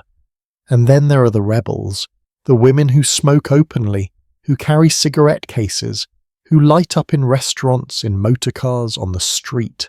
And every time they do, they are making a statement. Not about tobacco, about autonomy, about claiming space in the world, about refusing to accept that their bodies, their choices, their pleasures are subject to approval from men who have never asked permission for anything in their lives. The New York Times in 1901 publishes an article warning that women smoking is a menace to this country. A menace, as if women enjoying tobacco poses a greater threat than poverty, disease, corruption, war. As if the real danger facing civilization is not systemic injustice, but women with cigarettes. Why does this matter so much? Why does something as trivial as smoking become a battleground? Because it is not about smoking. It never was. It is about control. Every rule, every restriction, every never, they all serve the same purpose, keeping women manageable, keeping them dependent, keeping them in a state of permanent childhood where they need male protection, male guidance, male permission. And the rules work because they are enforced, not just by men but by other women, by mothers teaching daughters, by social circles ostracizing anyone who breaks the code, by a system that makes compliance the price of belonging. But here is what the enforcers do not understand. Rules, this rigid, this arbitrary, this disconnected from any actual morality, they create their own opposition. Because if you are going to be judged for smoking, you might as well smoke. If you are already scandalous, you might as well earn the scandal. Let us talk about etiquette. Because etiquette in Edwardian society is not about politeness. It is about hierarchy. It is a complex system of gestures and phrases and behaviours that constantly reinforce who has power and who does not. When two people meet on the street, the person of lower status must acknowledge the person of higher status first. Always. If you are a younger person, you acknowledge the older person. If you are a woman, you acknowledge the man. If you are lower class, you acknowledge the upper class. The subordinate initiates. The superior responds, or does not. Ignoring an acknowledgement from a social inferior is completely acceptable. They exist to serve you. You do not owe them recognition. Men remove their hats for social superiors, for women of their own class or higher, for funerals, for churches, but not for servants, not for working-class women, not for people who do not matter. The hat stays on. The message is clear. You are beneath courtesy. The dinner party is the peak of this system. Everything is predetermined by the hostess. Where you sit reveals your status. The closer to the host and hostess, the more important you are. The farther away, the less you matter. Servants know the hierarchy just by looking at the seating chart. Conversation topics are assigned. The hostess might decree, first course, we discuss the theatre. Second course, literature. Third course, travel. Or, you do not deviate. You do not bring up politics, religion, money, or anything controversial. The goal is not genuine communication. The goal is performance, demonstrating that you know the rules, that you belong. And if you make a mistake, if you use the wrong fork, drink from the wrong glass, speak to the person on your left when you should be speaking to the person on your right, social death. Not immediately, but the gossip starts. By the next day, everyone in your social circle knows you're clumsy, uncultured, possibly unsuitable. Invitations stop coming, doors close, all because you used the salad fork for the fish course. This is social control through anxiety, making people so terrified of doing the wrong thing that they never do anything unexpected, never challenge the system, never ask why things are this way. They're too busy memorizing which fork to use. And who suffers most from this system? Women, obviously. Because for men, breaking the rules is roguish, charming, a sign of independent spirit. A man who shows up to a formal dinner in casual clothes is eccentric, interesting. A woman who does the same is inappropriate, embarrassing, a reflection on her family's failure to properly educate her. Men can recover from social mistakes. Women cannot. Men have professions, business relationships, clubs, networks that exist outside of social approval. Women have the drawing room. That is it. If they lose social standing, they lose everything. So the pressure is enormous. Be perfect. Always. Smile but not too much. Be charming but not flirtatious. Be intelligent but not threatening. Be beautiful but not vain. Be interesting but not opinionated. Navigate an impossible maze of contradictory expectations and do it gracefully, while wearing a corset so tight you can barely breathe. Is it any wonder some women decided to burn it all down? But it is not just rules about behaviour, it is rules about bodies, about what is acceptable to display, to discuss, to acknowledge. The female body in Edwardian society is a scandal waiting to happen. Ankles must be covered. Décolletage must be modest. Curves must be achieved through corsetry, not nature. The natural female body is obscene. It must be contained, shaped, hidden, transformed into something acceptable. Pregnancy is not discussed in polite society. Menstruation is absolutely not mentioned. Childbirth happens behind closed doors with women whisked away when their condition becomes too obvious. The physical realities of being female are treated as shameful secrets. And sex does not exist. Proper women do not enjoy sex, do not desire sex, submit to their husbands because it is their duty, not because they have any interest in the activity. A woman who expresses sexual desire is a prostitute. That is the only option. Good women or prostitutes. No middle ground. No acknowledgement that maybe, just maybe, women are also human beings with physical needs and desires. This creates a bizarre situation where married couples often know almost nothing about sex on their wedding night. Women especially are kept deliberately ignorant. Some mothers tell their daughters nothing, literally nothing. Just do what your husband says and it will be over soon. Young brides go into marriage terrified, confused, with no understanding of what is about to happen to their bodies.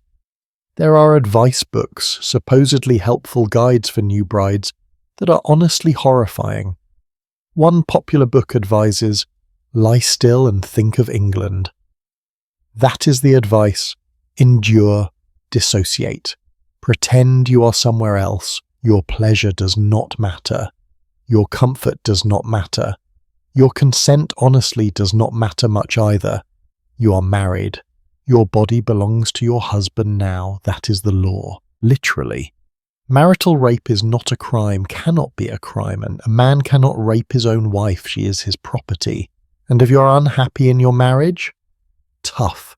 Divorce is scandalous, expensive, and almost impossible for women to obtain. You need to prove adultery, cruelty, or desertion.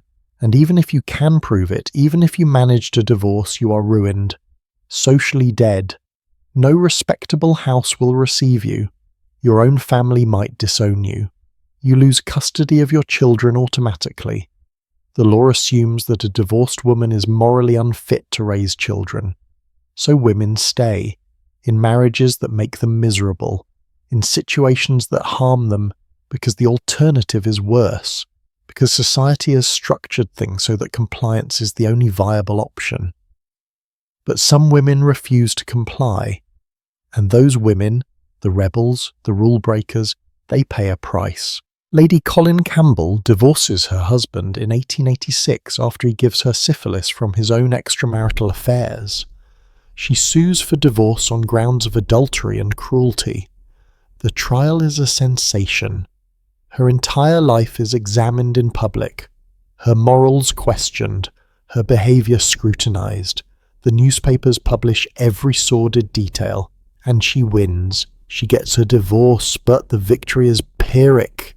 She is shunned, destroyed, spends the rest of her life writing, trying to support herself, never fully accepted back into society. That is what happens when you break the rules. Even when you are right, even when you are the victim, the system punishes you for refusing to suffer quietly.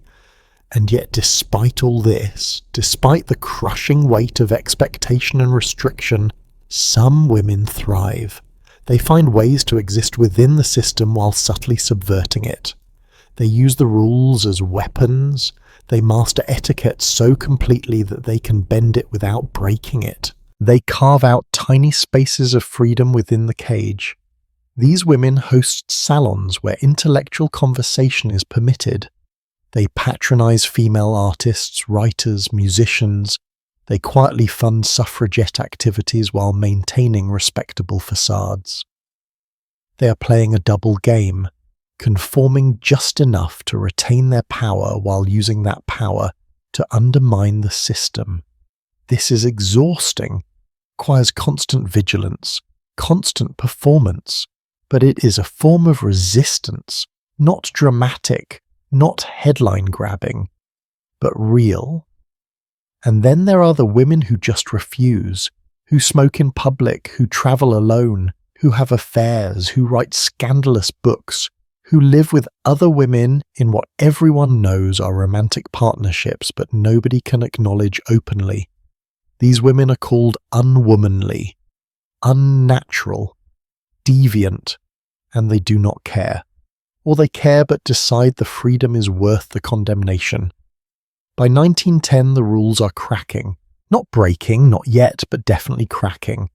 Young women are pushing boundaries, wearing slightly shorter skirts, riding bicycles, which is considered improper because it requires you to essentially straddle something, playing tennis, playing golf, engaging in physical activity in public. Each small rebellion chips away at the facade. The older generation is horrified. What is the world coming to? Women in trousers for bicycling, women sweating, women moving their bodies in ways that suggest they have bodies? Scandalous, dangerous, the end of civilization. But it is not the end of civilization. It is the end of a particular kind of control, the end of a system that treated women as decorative objects or domestic servants with no inner life, no desires, no right to participate in the world beyond the drawing room. The question hanging over Edwardian society is not whether these rules will break. They are already breaking. The question is what will replace them. Will there be new rules, slightly more permissive but still restrictive? Or will women actually achieve something approaching equality, something approaching freedom? The answer is not clear in 1910, but the direction is. Things are changing, have to change, cannot stay as they are. The pressure is too great, the contradictions too obvious. You cannot keep half the population in a cage and expect the cage to hold forever. Eventually someone picks the lock. Eventually enough people refuse to comply that compliance stops being enforceable. Eventually the rules reveal themselves for what they always were: arbitrary restriction designed to maintain power. And speaking of arbitrary restriction designed to maintain power, there was one realm of Edwardian life where the absurdity reached its peak, where the rules were so elaborate, so divorced from reason, so utterly ridiculous that even the people enforcing them had to occasionally wonder if the whole thing was performance art. That realm was culture, entertainment. The desperate Edwardian attempt to convince themselves that everything was fine, everything was normal, everything was going to last forever, by creating fantasies so elaborate that reality could not penetrate them. December 27th, 1904, Duke of York's Theatre, London. The curtain rises on a play about a boy who refuses to grow up. A boy who lives in a magical land where children never age, never face responsibility, never have to deal with the mundane horrors of adult life. His name is Peter Pan. And the audience, wealthy Edwardians in their finest clothes, watch this fantasy and weep, literally weep. Grown men crying in a theatre over a story about eternal childhood. Why? Because on some level they know their world is ending. They know that change is coming. They know that the comfortable, elegant, carefully controlled life they have built is temporary, so they escape. Into stories about boys who never grow up, into fantasies where time stops, into dreams where nothing ever has to change. This is the Edwardian culture we need to talk about, not the great literature, not the serious art, the escapism, the denial, the desperate attempt to not think about tomorrow by drowning themselves in fantasy today. Peter Pan becomes a phenomenon, not just a successful play, a cultural obsession. It runs for years. Revivals every Christmas. Everybody has seen it. Everybody knows the story, and everybody understands what it really means. Peter Pan is not a children's story. It is a prayer. Let me stay young. Let me stay innocent. Let me never have to face what is coming. James Matthew Barrie, who wrote Peter Pan, he understands this completely. He is writing about his own refusal to grow up, his own fear of adulthood, his own desire to escape into childhood forever. But he is also writing about a society that feels the same way, a society that consents, even if it cannot articulate that its golden age is ending, that war is coming, that everything is about to change in ways they cannot control or prevent. The line that haunts me from Peter Pan is this: to die will be an awfully big adventure. Peter says this lightly, playfully, because death to him is just another game.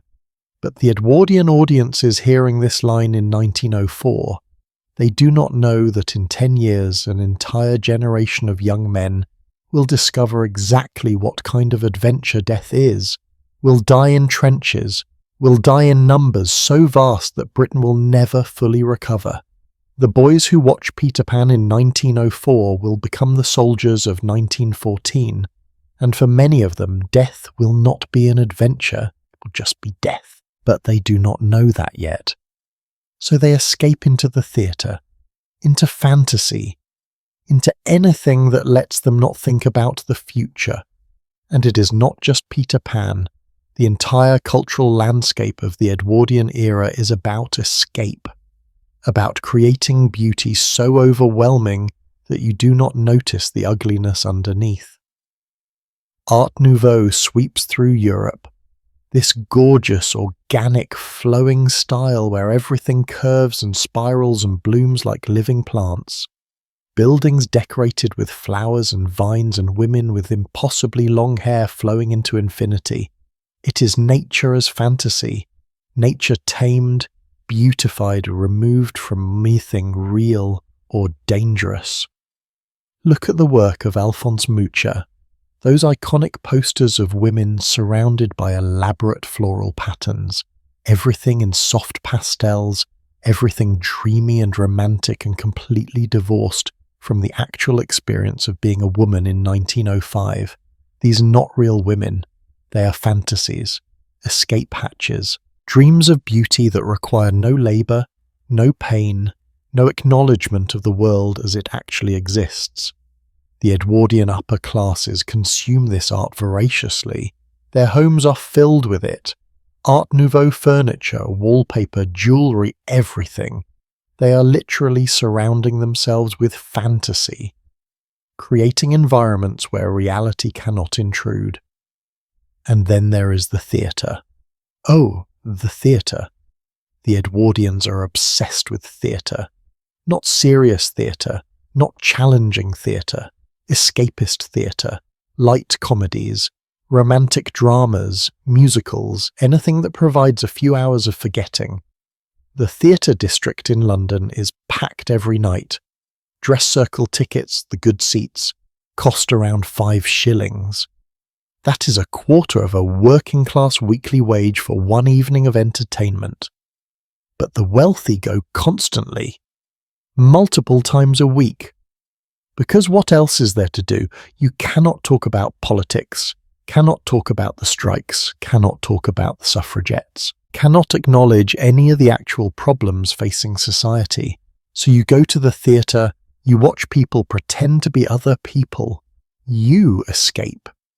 Oscar Wilde's plays are still popular, even though Wilde himself died in 1900, disgraced and exiled.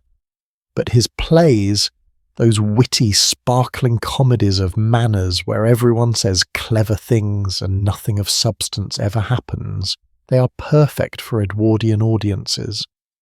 The importance of being earnest is revived constantly. People quote it, laugh at it, love it, because it is about their world, their class, their concerns, but filtered through enough absurdity that they do not have to take it seriously. That is the key. Nothing can be serious. Seriousness requires acknowledgement. Acknowledgement requires action. Action is uncomfortable. Much better to laugh, to be entertained, to consume culture like it is dessert. Music halls are another escape. These are working-class entertainment venues where people go to drink, socialise and watch variety shows. Singers, dancers, comedians, acrobats, all performing in rapid succession. The content is bawdy, silly, occasionally scandalous. Marie Lloyd, one of the most famous music hall performers, she sings songs with double entendres that everyone understands but nobody can officially acknowledge. Her most famous song, She Sits Among the Cabbages and Peas, sounds innocent until you realise what peas sounds like when sung quickly. The audiences roar with laughter. The censors clutch their pearls. Marie makes a fortune. This is working-class culture. Earthy, funny, honest in a way that upper-class culture is not. But it is still escape. Still a way to forget for a few hours that you are poor and powerless and probably going to stay that way. Then there is the new technology that is changing entertainment forever. Cinema, moving pictures, the miracle of the age. The first public film screening happens in 1895. By 1905 there are dedicated cinemas in London. By 1910, cinema is a major industry. People flock to see these short films, usually 10 to 20 minutes, of trains arriving, people dancing, slapstick comedy. The content barely matters. The medium is the miracle. Pictures that move, it is magic, and it is cheap. A cinema ticket costs a few pence. Working people can afford it. So cinemas become massively popular, especially with the lower classes. The upper classes are more sceptical. Some think cinema is vulgar, low entertainment for low people, but even they are intrigued. Some attend secretly, curious about this new thing. The films are silent, obviously. Sound will not be synchronized with film for another 2 decades, but they do not need sound. The images are enough. The movement is enough. Watching a film in 1908 is like watching the future arrive. You are seeing technology transform entertainment, seeing something that will eventually change everything about how humans tell stories. But in 1908, nobody is thinking about the long-term implications. They are just enjoying the spectacle, the escape, the few minutes of wonder. Here is what strikes me about all of this. The Edwardians are living through massive technological change. Cars, cinema, electricity, telephones, aviation, all of it happening simultaneously. They are living through massive social change. Workers striking, women demanding rights, colonies rebelling. They are living through massive geopolitical change. The balance of power in Europe shifting, Germany rising, alliances forming. And their response? Peter Pan, Art Nouveau, music halls, cinema. Escape. Escapism as a cultural strategy. As a way of coping with a world that is changing too fast to understand. Is this cowardice? Maybe. Or maybe it is just human. When reality is overwhelming, when you cannot fix the problems, when you cannot even fully understand the problems, you escape, you watch a play, you look at pretty pictures, you go to the cinema, you tell yourself everything is fine. The Edwardians are very good at telling themselves everything is fine. There is also a boom in popular literature, not serious literature, not challenging literature, comfort literature, detective novels where the criminal's always caught, romance novels where the right people always end up together, adventure novels where British heroes conquer savage lands and everyone agrees this is proper and good. Arthur Conan Doyle's Sherlock Holmes stories are wildly popular. These stories where a brilliant detective solves impossible mysteries through pure logic and reason. Every problem has a solution. Every mystery has an answer. Order can be restored. This is deeply comforting to people living in a world that feels increasingly chaotic and irrational. And there is something else, something more subtle, happening in Edwardian culture. An obsession with the past, with nostalgia, with the way things used to be. Medievalism becomes fashionable. People romanticize the Middle Ages, that time of knights and ladies and chivalry, conveniently forgetting the plague and the violence and the fact that life for most people was short and brutal. They build fake castles, hold medieval-themed parties, dress in costumes, play at being knights. Why? Because the medieval past feels simpler, more certain. Everyone knew their place. Lords were lords, peasants were peasants, women were ladies, men were warriors. Clear roles, clear hierarchies. None of this modern confusion where workers demand rights, and women demand votes and colonies demand independence. The past, in Edwardian imagination, is stable, permanent, beautiful. The present is none of those things. So they retreat into fantasy versions of history that never actually existed. This is not unique to the Edwardians. Every society facing rapid change does this. We do it now. How many people today consume fantasy media, superhero movies, stories set in imaginary pasts or imaginary futures, anything but the complicated present? How many people spend more time on social media in curated fantasy versions of other people's lives than engaging with their own actual reality? We are all Edwardians watching Peter Pan and crying because we do not want to grow up. We do not want to face what is coming. We want to believe that if we just ignore it hard enough, it will go away. It does not go away. But let us talk about one more aspect of Edwardian culture that is particularly revealing: the obsession with spiritualism, with contacting the dead, with proving that life continues after death. Seances are everywhere in Edwardian society, not just among the gullible, among educated, intelligent people. Scientists attend seances, writers, politicians. Arthur Conan Doyle, creator of the hyper-rational Sherlock Holmes, becomes a passionate believer in spiritualism, spends his later years trying to prove that you can communicate with the dead through mediums. Why? Why this sudden explosion of interest in the supernatural? Because death is everywhere. Infant mortality is high. Diseases that we can now cure easily kill people regularly. And the upper classes, with their controlled, sanitized lives, they are not equipped to deal with death. They have outsourced all the difficult parts of life to servants and doctors and specialists. They do not know how to grieve, do not know how to accept loss, do not know how to sit with the reality that everyone they love will eventually die, and there is nothing their wealth can do about it. So they turn to spiritualism, to the comforting idea that death is not real, that the people you love are not really gone, they are just in another room, waiting. You can still talk to them through a medium, through a Ouija board, through table wrapping and automatic writing and ectoplasm that looks suspiciously like cheesecloth but might be genuine proof of the afterlife. This is desperation masquerading as belief. This is people so uncomfortable with mortality that they will believe anything that lets them pretend it does not exist. And the mediums, they make fortunes. Because if you can convince a grieving mother that she can still communicate with her dead child, she will pay anything. Anything. The fact that most mediums are obvious frauds, using tricks that any decent magician could expose, does not matter.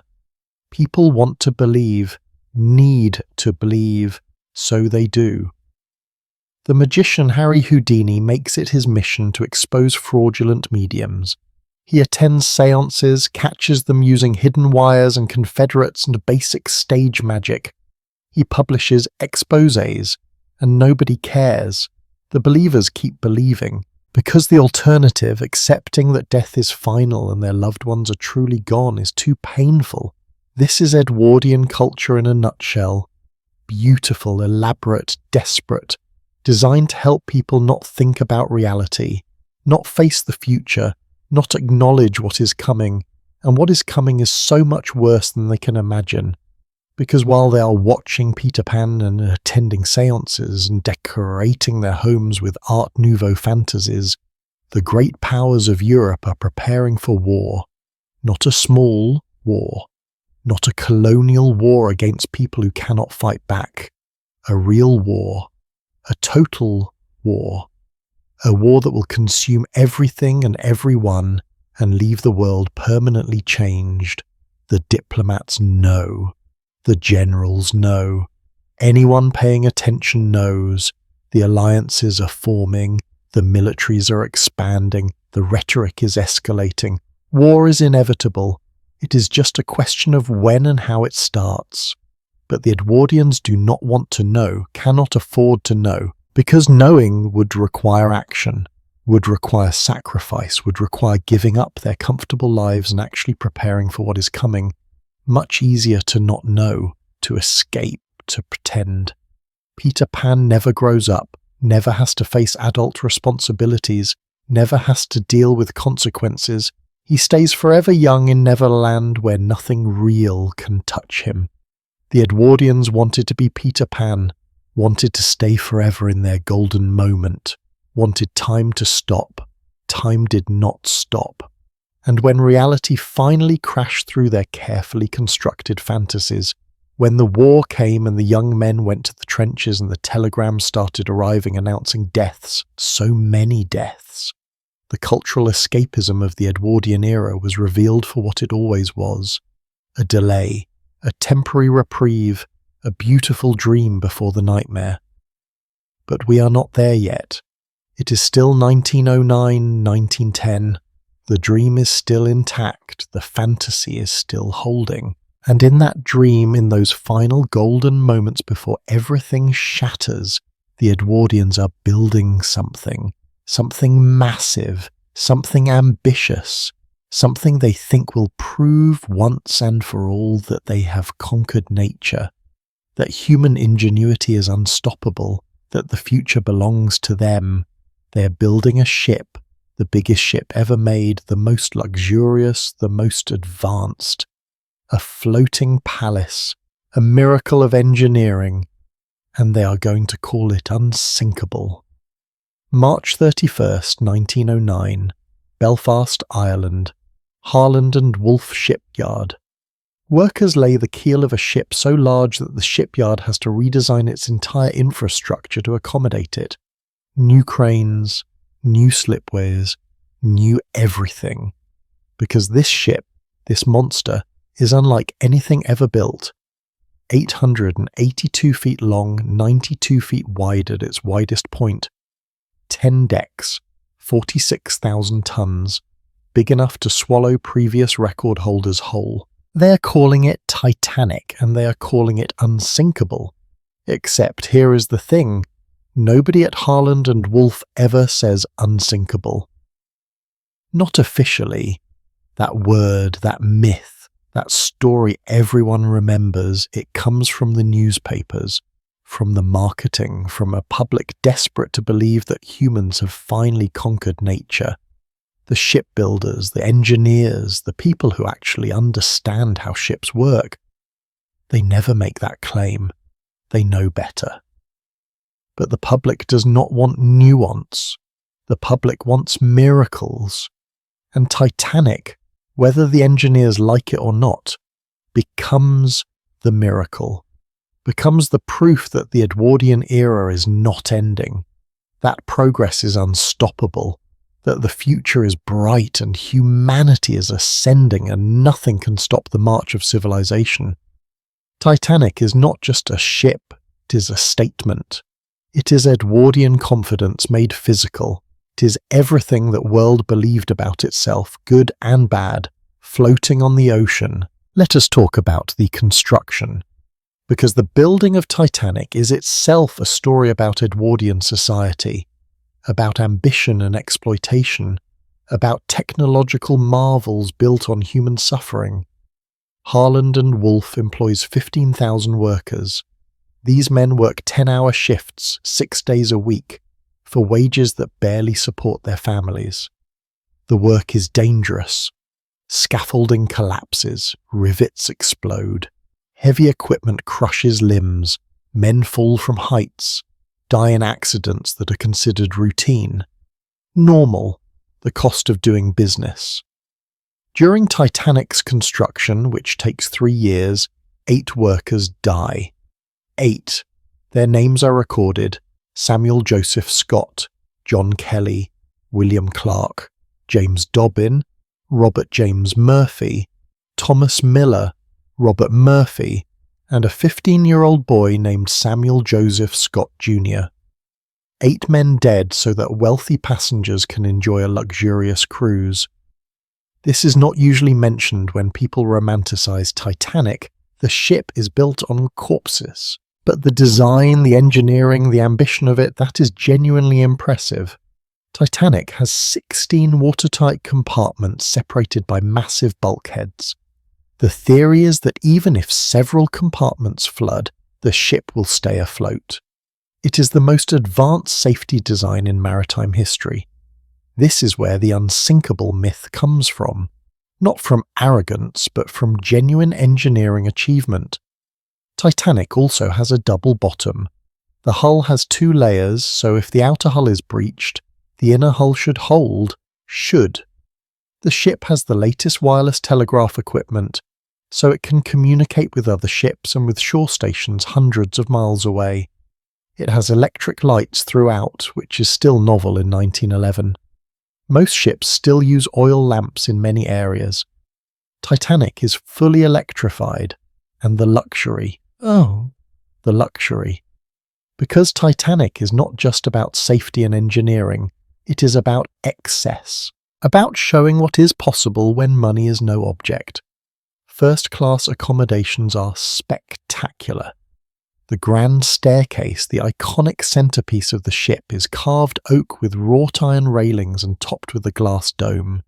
It looks like something from a palace, not a ship.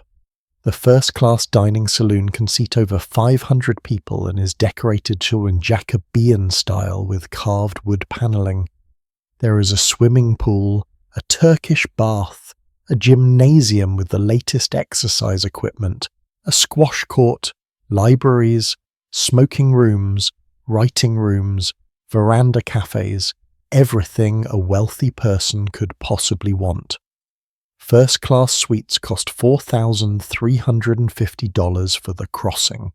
That is approximately $133,000 in modern money for one trip from Southampton to New York, 7 days.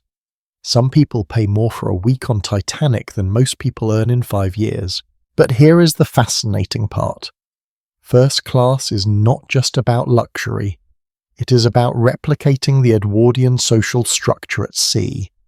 The classes are completely segregated.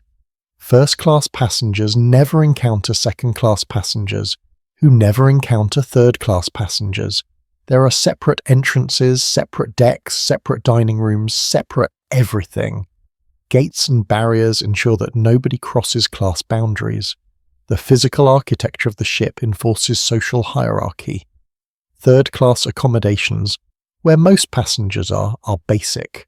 Shared cabins, shared bathrooms, basic meals, but compared to other ships, Titanic's third class is actually decent. Clean, reasonably comfortable. Many third-class passengers are immigrants, leaving Europe for America, hoping for better lives. For them, third class on Titanic is the nicest place they have ever been. They are travelling in relative luxury, even though they are at the bottom of the ship's social structure. This is Edwardian society in miniature. The wealthy on top living in unimaginable luxury, the poor on the bottom getting scraps because it beats starving, and everyone accepting this as natural, proper, the way things should be. The ship launches on May the 31st, 1911. Thousands of people watch. It is a spectacle, the largest moving object ever created by humans sliding into the water. No champagne bottles smashed on the bow, which is traditional, because White Star Line does not do that. But the launch is still magnificent, still awe-inspiring, proof that humans can build anything, can achieve anything. Except, of course, it is not humans in the abstract. It is specific humans, rich humans, powerful humans, who use the labour of poor humans to build miracles that mostly benefit other rich humans. But that is not how the story gets told. The story is about human achievement, human progress, as if we are all in this together, as if we all benefit equally. Titanic completes its sea trials on April 2nd, 1912. Everything works. The ship is declared seaworthy. On April 10th, it departs Southampton on its maiden voyage. Destination, New York. Expected arrival, April the 17th. Titanic will never arrive. But before we get to the sinking, let us talk about who is on the ship.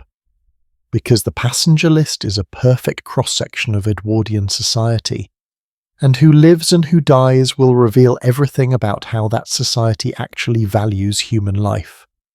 In first class, John Jacob Astor IV, one of the richest men in America, estimated worth $87 million, which is over $2 billion today. He is 47. His new wife Madeleine is 18. He divorced his first wife to marry Madeleine, which scandalized New York society.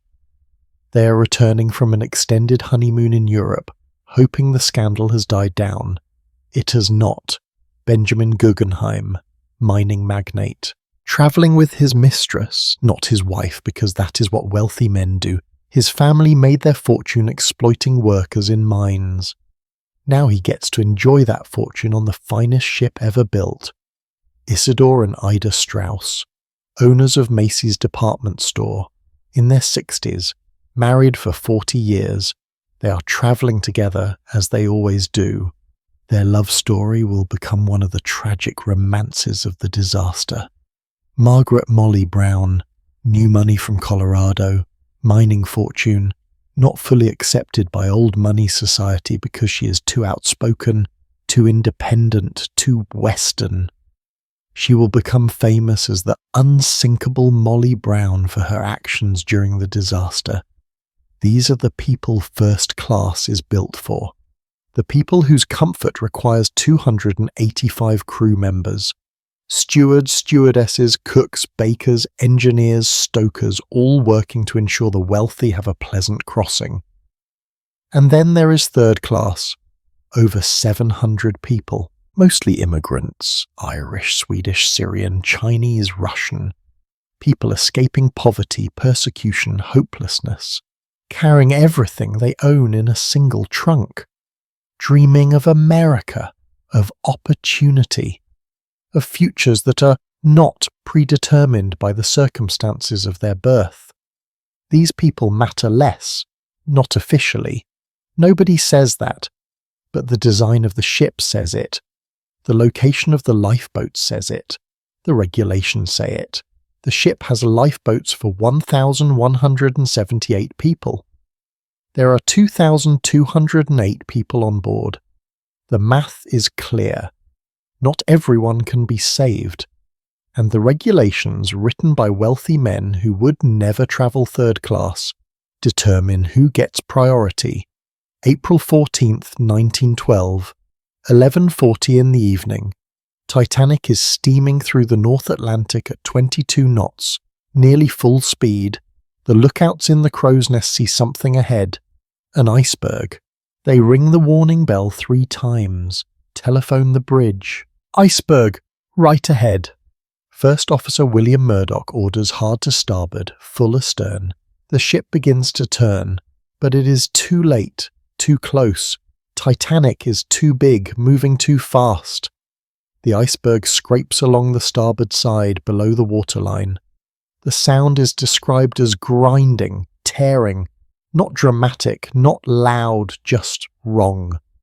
Down in the boiler rooms, water rushes in. The stokers, the men who shovel coal to keep the engines running, they are the first to know. Ship is wounded.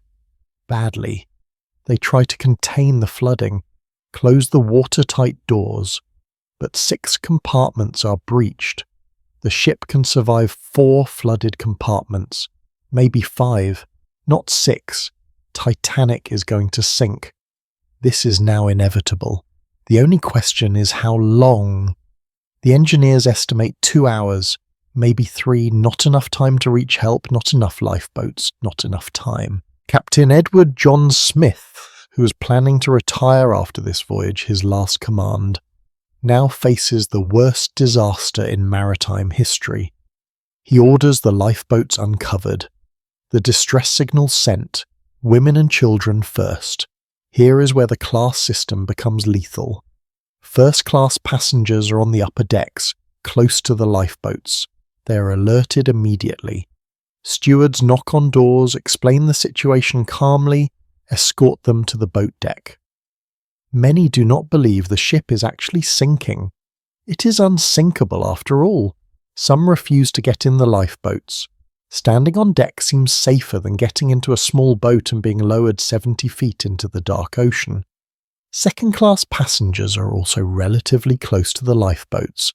They get warnings, not as quickly, not as calmly, but they have a chance. Third-class passengers are deep in the ship. Many are asleep when the collision happens. The impact is felt less down there.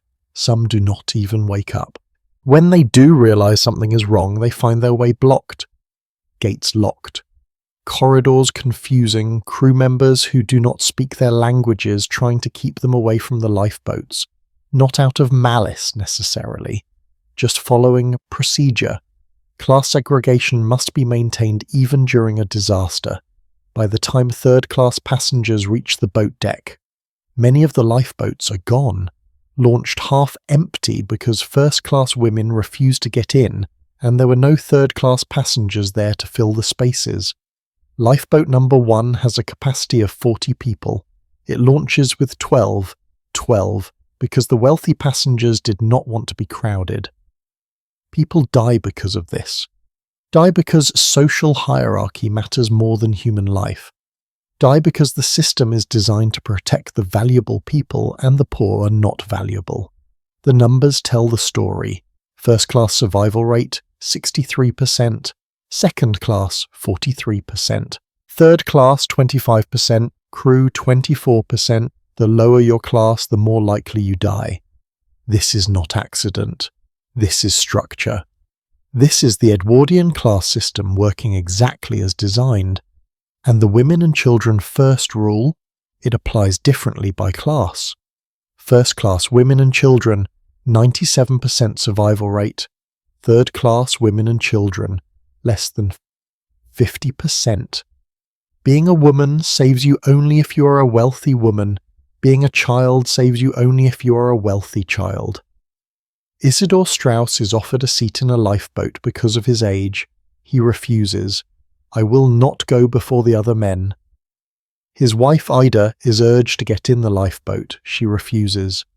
Where you go, I go. They sit together on deck chairs, holding hands as the ship sinks. This is the romantic story everyone remembers, but here is another story. A third-class mother drowning with her children because she could not navigate the locked gates and confusing corridors. Nobody remembers her name, nobody tells her story. She is a statistic. John Jacob Astor puts his pregnant wife in a lifeboat. Asks if he can accompany her, given her condition. The officer says no. Men do not go until all women and children are saved. Astor accepts this, steps back, dies when the ship sinks. His body is recovered later, crushed by the collapsing funnel. He has $2,400 in his pockets when they find him. Enough money to save dozens of third-class families, useless in the water. Benjamin Guggenheim changes into evening clothes. We are dressed in our best and prepared to go down like gentlemen. This is reported as heroic, dignified. But I wonder, did he consider trying to help people? To assist with the lifeboats? Or was maintaining appearances more important than saving lives? The ship sinks at 2:20 in the morning, 2 hours and 40 minutes after the collision. The bow goes under first, the stern rises, higher, higher, until the ship is nearly vertical, then the lights go out. The ship breaks in half, both sections sink. 1,500 people go into the water. The water temperature is 28 degrees Fahrenheit. Survival time, 15 minutes, maybe 20. The people in the lifeboats, sitting in half-empty boats, hear the screaming. 1,500 people screaming for help. Most lifeboats do not go back, do not try to rescue anyone. They are afraid the drowning people will swarm the boats, capsize them, so they row away from the screaming, which eventually stops. Molly Brown demands her lifeboat return to rescue people. The crew refuses. She threatens mutiny. They still refuse. This is how she becomes unsinkable, not because she survives, because she tries to save others, because she refuses to accept that some people are worth saving and others are not. Carpathia arrives 4 hours later, rescues 705 survivors from the lifeboats. 1,500 others are dead, bodies floating in the water. Most will never be recovered. The ocean keeps them. The Titanic disaster is not just a tragedy, it is a revelation. It reveals everything about Edwardian society that the elegant surface hides. The class hatred, the callous disregard for the poor, the worship of wealth, the belief that some lives matter and others do not. And it reveals something else, the utter fragility of Edwardian confidence. This unsinkable ship sinks on its first voyage. This miracle of engineering fails spectacularly. This symbol of human mastery over nature is destroyed by nature in 2 hours. Everything the Edwardians believed about their superiority, their invincibility, their permanent dominance is shattered by an iceberg. The ship that was supposed to prove the triumph of Edwardian civilization instead becomes its obituary. Because Titanic is Edwardian society, beautiful, luxurious, built on exploitation, fundamentally unequal and doomed. And when it sinks, when it goes down in the dark water, it takes the illusions with it. After Titanic, you cannot pretend anymore, cannot maintain the fantasy that everything is fine, that the system works, that the wealthy deserve their wealth and the poor deserve their poverty. The disaster makes the cruelty visible. But Titanic is just a preview, just a warning, because in 2 years, the entire Edwardian world is going to collide with something much worse than an iceberg. And when that collision comes, there will not be enough lifeboats for anyone. There was a budget, a simple budget, proposed in 1909 by a Welsh lawyer named David Lloyd George, who had the audacity to suggest that maybe, just maybe, wealthy people should pay taxes to help poor people not die. Revolutionary concept, the people's budget they called it, and it almost tore Britain apart. Here is what Lloyd George proposed: increase taxes on land, increase taxes on high incomes. Use that money to fund old age pensions so elderly people do not starve. Fund unemployment insurance so losing your job does not mean losing everything. Basic human dignity funded by people who could afford it. The House of Commons, elected representatives, passed it, barely, after months of fierce debate. But it passed, democracy worked, the people's representatives voted for the people. And then the House of Lords said no, not elected, not accountable, not representative, just wealthy. The House of Lords, filled with hereditary aristocrats who inherited their seats along with their estates, vetoed the budget, refused to allow it to become law, because it threatened their wealth, their power, their entire way of life. This had not happened in over 200 years. The House of Lords vetoing a finance bill was unheard of, unconstitutional, many argued. But they did it anyway, because they were terrified. They could see their world ending, could see that if workers get pensions, if the poor get support, if wealth gets redistributed even slightly, the entire social order collapses. Cannot have that, so they blocked it, and Britain descended into constitutional crisis. The crisis reveals something crucial about Edwardian society. It is breaking. The old order, the system of hereditary power and unquestioned hierarchy, it cannot hold anymore. The pressure is too great. The contradictions too obvious. Something has to give.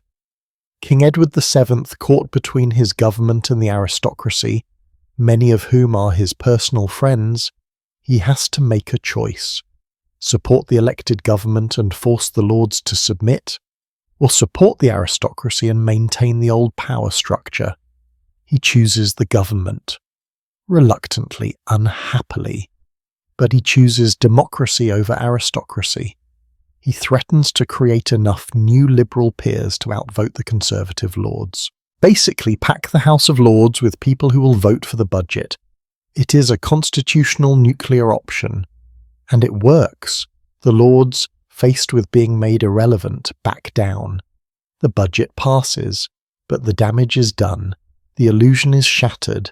The aristocracy is revealed as an obstacle to progress, as defenders of inequality, as relics of a dying age desperately trying to preserve their power. Lloyd George becomes a hero to the working class, a villain to the wealthy. He gives speeches calling the aristocracy the idle rich, people who contribute nothing to society but take everything. He says their estates are monuments to the rapacity of their ancestors.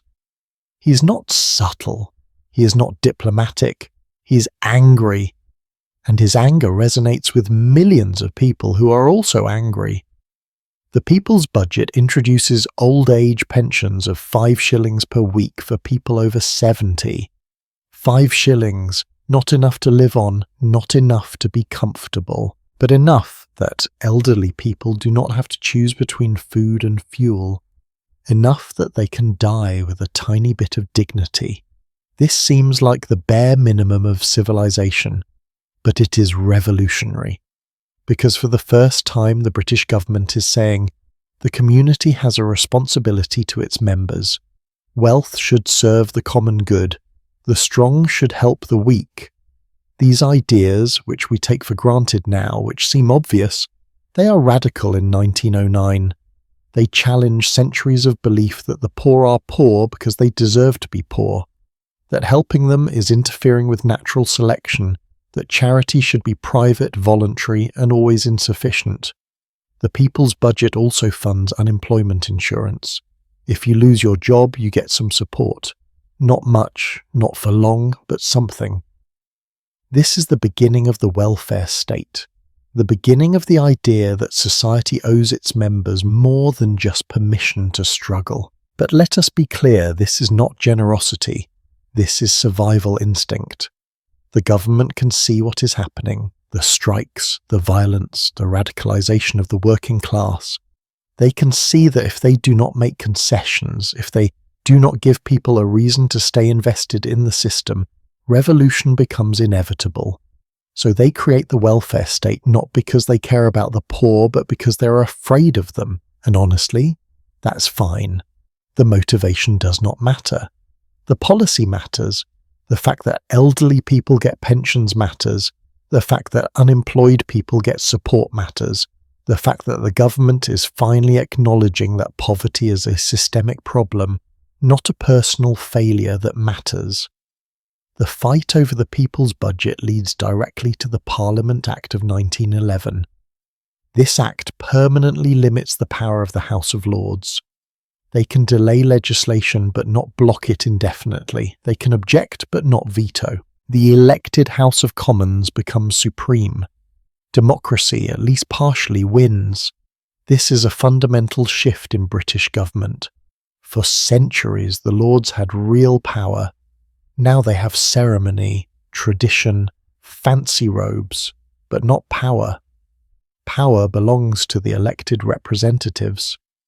This is progress, slow, frustrating, insufficient progress, but progress. The cost is high, though. King Edward has to call 2 general elections in 1910 just to resolve this crisis. 2 elections in 1 year. The country is exhausted, divided, angry. The Liberal Party, which pushed the budget, loses its massive majority, ends up dependent on Labour Party votes and Irish Parliamentary Party votes to govern. The political landscape has fractured. The two-party system is breaking down. And through all of this, King Edward is dying, literally dying. The stress of the constitutional crisis, combined with a lifetime of cigars and rich food in excess, it is killing him. He has chronic bronchitis, heart problems, he can barely walk, but he keeps working, keeps trying to hold his fragmenting kingdom together. On May 6, 1910, Edward VII dies. He is 68. He has been king for 9 years. The Edwardian era technically ends here, but historians usually extend it to 1914, because the culture, the society, the way of life, it continues. Edward dies, but Edwardianism survives for 4 more years. His son becomes King George V. George is different from his father, less charismatic, less social, more serious. He does not love parties and mistresses and gambling. He loves stamps. He collects stamps. This is a man who, when asked what he did during the day, replied, "I saw my mother and I stuck in stamps." He is dutiful, responsible, boring, exactly what a constitutional monarch in a constitutional crisis should be. George understands something his father struggled with.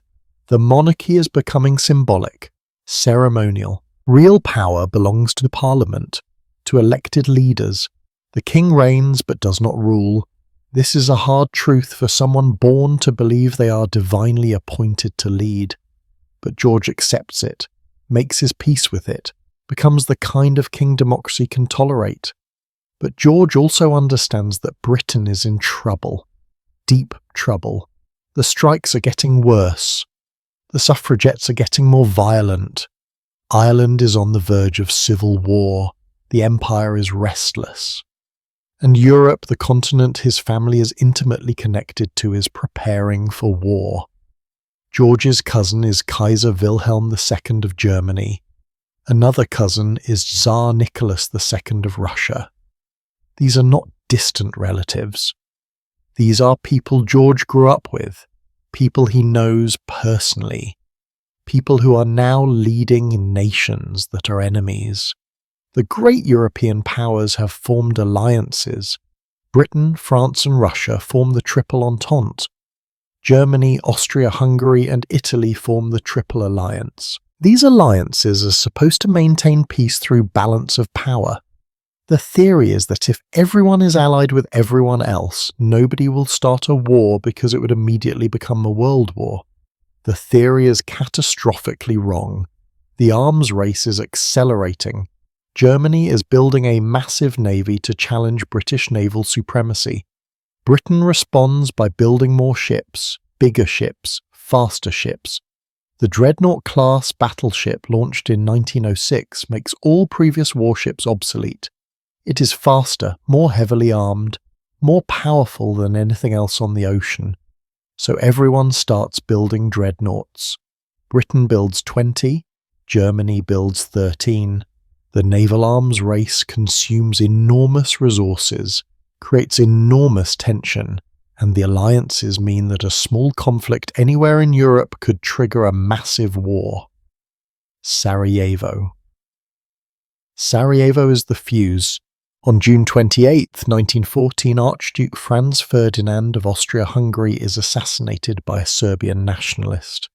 One man, one bullet, one moment, and it ignites the world. But we are not there yet. It is still 1910, 1911, 1912. The fuse is laid but not yet lit. And in these final years, these last moments before everything changes forever, Britain is consumed by internal struggles that seem, at the time, more important than distant diplomatic tensions. The Irish question dominates politics. Ireland has been part of the United Kingdom since 1801, unwillingly. Ireland wants home rule, wants its own parliament, wants to govern itself while remaining technically part of the empire. This seems reasonable, except to the Unionists in Northern Ireland, who are Protestant, who identify as British, who absolutely do not want to be governed by the Catholic majority in the South. The Irish Parliamentary Party, led by John Redmond, holds the balance of power in Parliament after 1910. Their support keeps the Liberal government in office. The price of their support, Home Rule, the government agrees, introduces a Home Rule bill, it passes the Commons, the Lords block it. Under the new Parliament Act, the Lords can only delay for 2 years. So Home Rule will happen, eventually. The Unionists in Northern Ireland prepare to resist. They form militias, import weapons from Germany. They are preparing for armed rebellion against their own government. And much of the British establishment supports them, because they are the right kind of people. Protestants, property owners, British, unlike those Catholic Irish who are clearly unfit for self-government. The British Army has officers who are openly saying they will refuse orders to enforce Home Rule in Ulster. The Curragh Mutiny, March 1914. 57 cavalry officers threaten to resign rather than move against Ulster Unionists. This is treason, mutiny. But they face no consequences, because again they are the right kind of people. Ireland is heading towards civil war, Britain is heading towards civil war over Ireland, the constitutional crisis continues, the government is paralysed, the country is divided, and then Sarajevo happens, and suddenly the Irish question does not matter anymore. The strikes do not matter, the suffragettes do not matter, the constitutional crisis does not matter, because there is a war, a real war, a war that will consume everything. But before the war starts, in those last weeks of peace, there is a strange mood in Britain, a sense of ending. of Twilight. People can feel that something is coming, cannot name it, cannot stop it, but they can feel it. Young men, the ones who will soon be soldiers, they are excited. War seems like an adventure, a chance to prove themselves, to be heroes, to escape boring jobs and boring lives. They have no idea what war actually is. They have been raised on stories of glorious cavalry charges and noble sacrifice. They do not know about machine guns and poison gas and trenches and mud and rats and death on an industrial scale.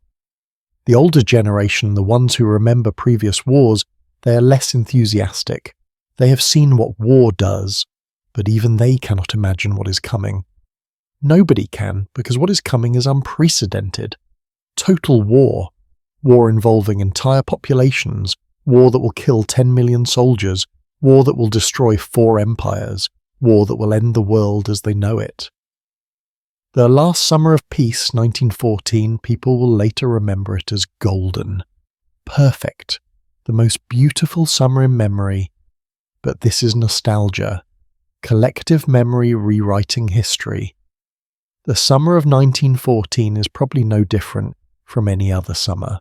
But it becomes mythical because it is the last summer of the old world. After August 1914, everything changes. Forever. On August 4th, 1914, Britain declares war on Germany. The pretext is Belgian neutrality. Germany invades Belgium on its way to attack France. Britain, having guaranteed Belgian neutrality, declares war. But the real reason is more complex, more fundamental. The European balance of power is collapsing.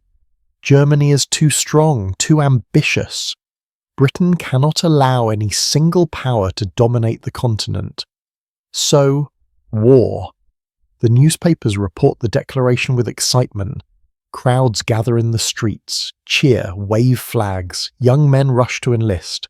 The government predicts the war will be over by Christmas. Quick, clean, decisive, British superiority, British courage, British civilization will prevail.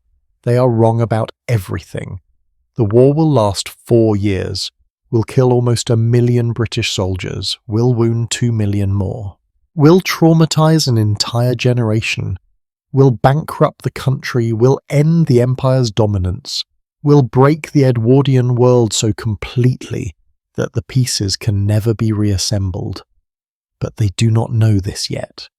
They do not know that the young men enlisting today will die in trenches, that the beautiful certainties of Edwardian life will dissolve in mud and blood, that the class system will be challenged by men who fought together regardless of rank, that women will work in factories and drive ambulances and prove they are capable of everything men said they could not do, that the whole elaborate structure of Edwardian society, built over centuries, maintained through force and custom and collective delusion, will collapse.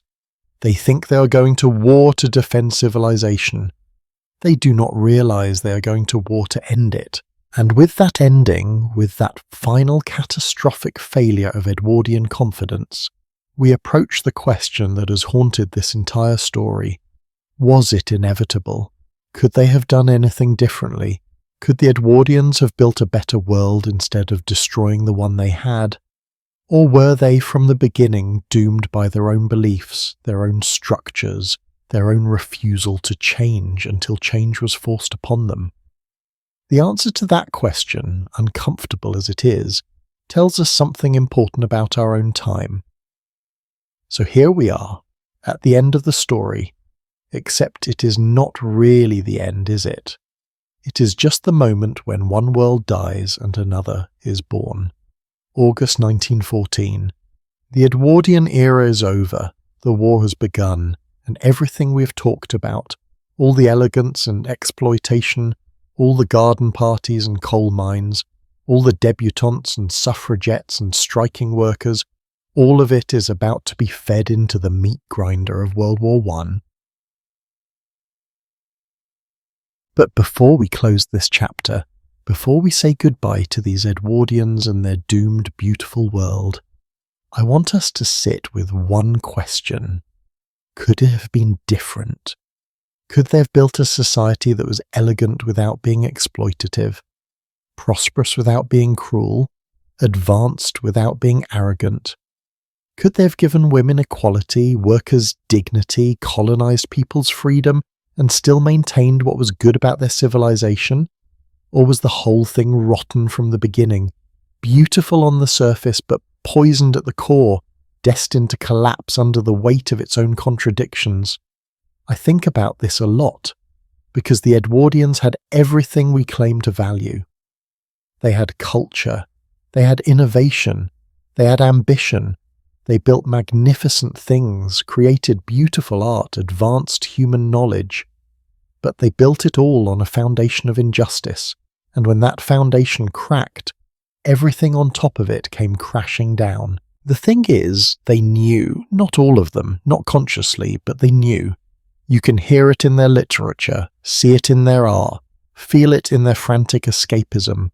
They knew their world was temporary, knew the contradictions were unsustainable, knew that you cannot keep millions of people oppressed forever, knew that empires built on conquest eventually face rebellion, knew that workers pushed to the breaking point will eventually break.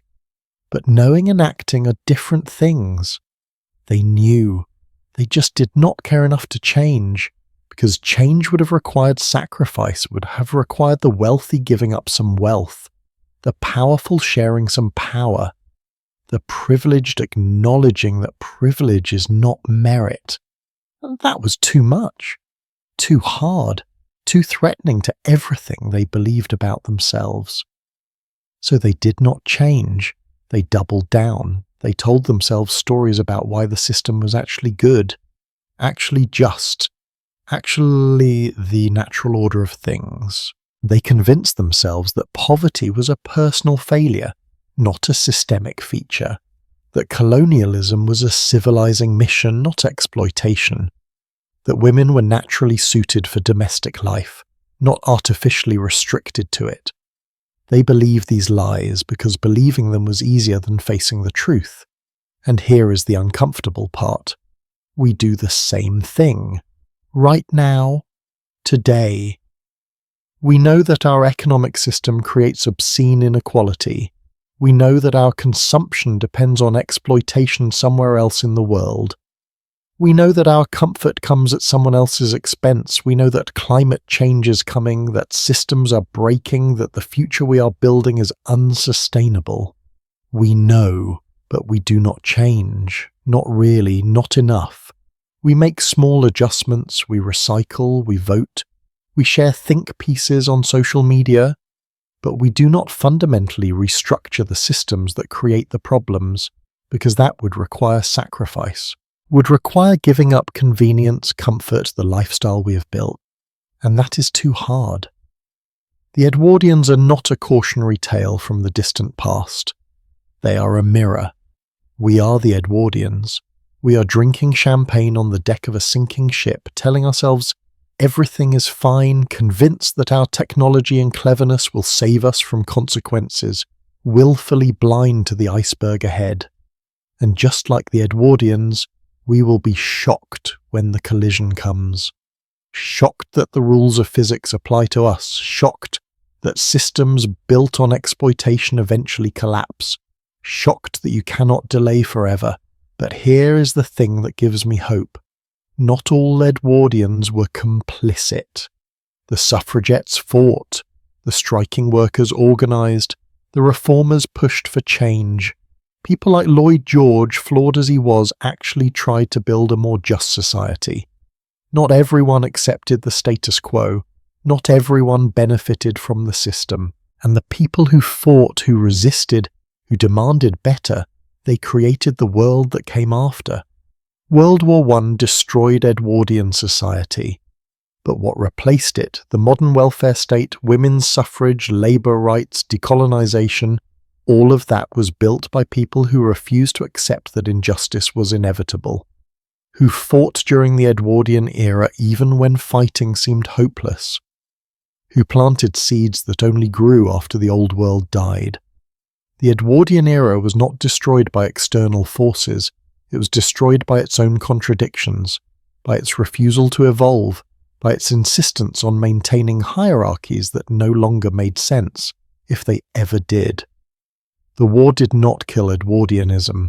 The war just revealed that it was already dead, already hollow, already unsustainable, and the people who survived the war, who came back from the trenches, who had seen the aristocracy's sons die just like everyone else, who had seen women do men's jobs, who had seen the empire's weakness exposed.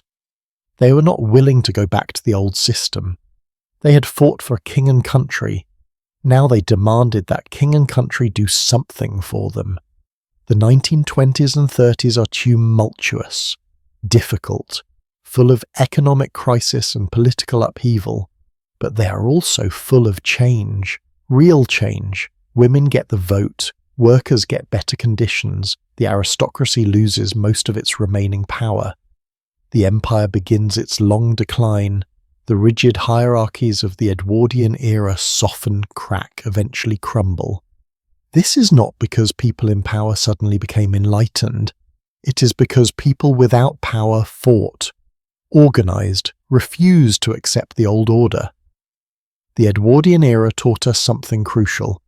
Change does not come from asking nicely. It comes from making the status quo more expensive than reform. Now, as we close this story, I want you to think about the young man we imagined at the beginning, the one at the garden party in 1908, drinking champagne, watching the sunset, feeling like his world will last forever. If we could go back, if we could talk to him, what would we say? Would we tell him to enjoy it while it lasts? To savour every moment of his golden age because it is ending? Would we warn him about the war, about the trenches, about the gas and the mud and the friends he's going to lose? Or would we tell him, wake up, look around, see the servants who make your comfort possible, see the workers dying in mines, see the women trapped in cages of propriety, see the colonized people suffering under your flag, see that your beautiful world is built on bones, and do something about it, change it, before it is too late. But it is too late. It was always too late. The Edwardians ran out of time. They had everything except tomorrow. And when tomorrow came, it destroyed them. We still have time, not much, not infinite, but some. We can learn from them, can see what happens when a society becomes so invested in its own mythology that it cannot adapt, can understand that the choice is not between keeping everything and losing everything. The choice is between changing on our terms and being changed by catastrophe. The Edwardian era is gone. That particular golden cage has been destroyed. But golden cages keep getting built, in every era, in every society, by people who convince themselves that this time is different, that their hierarchy is natural, that their wealth is earned, that their empire will last, that the sun will never set, and every time they are wrong, every time the cage breaks, every time the people inside discover that all the gold in the world cannot buy tomorrow. So what do we do with this knowledge? What do we do with the story of people who had everything and lost it all because they refused to share? We remember, we learn, we do better. We build societies that are not just beautiful but just, not just wealthy but fair, not just powerful but sustainable. We understand that elegance built on suffering is not really elegant. That comfort purchased with others' pain is not really comfortable. That golden ages that exclude most of humanity are not golden at all. The Edwardians made their choice. They chose preservation over change. They chose comfort over justice. They chose tomorrow for themselves and damn everyone else. And they lost tomorrow entirely. We can choose differently. We can build something better. Not perfect, never perfect, but better, more just, more inclusive, more sustainable, more honest about its costs, and more equitable in how it distributes both benefits and burdens. or we can be the next Edwardians, the next civilization that future historians study with a mixture of fascination and horror, the next people who had everything except the wisdom to keep it. The choice is ours, the time is now, and unlike the Edwardians, we cannot say we did not know. We know. The question is, what will we do with that knowledge? Thank you for staying with me through this long journey into a lost world. Thank you for listening to these stories about people who felt so real to themselves, so permanent, so important, and who turned out to be as temporary as everyone else. Thank you for thinking with me about what their failures can teach us about our own choices. The Edwardian era is just one chapter in the long story of human civilization, of how we try to build better worlds and how often we fail, of how beauty and cruelty coexist, of how progress and oppression can be twins, of how every golden age is someone else's dark age. There are more chapters to tell, more stories about how we got here, more lessons hidden in the past waiting to help us understand the present. And I hope you will join me for those stories too, because history is not about the past, it never was. History is about us, about understanding where we came from so we can decide where we are going. The Edwardians had everything except tomorrow. Let us make sure we do not make the same mistake. Let us build tomorrows worth inheriting. Let us be the people who, when future generations look back, they say, those people saw the problems and they did something about it. They changed course, they chose differently. They built something that lasted because it deserved to last. That is my hope. That is the lesson. That is the gift the Edwardians give us through their failure. The knowledge that we can do better, that we must do better, that there is still time, but not forever, never forever. Time is the one thing you cannot buy, cannot steal, cannot hoard. It runs out. For everyone, for every society, for every age, golden or otherwise. The Edwardians ran out of time, we have not yet. Use it wisely.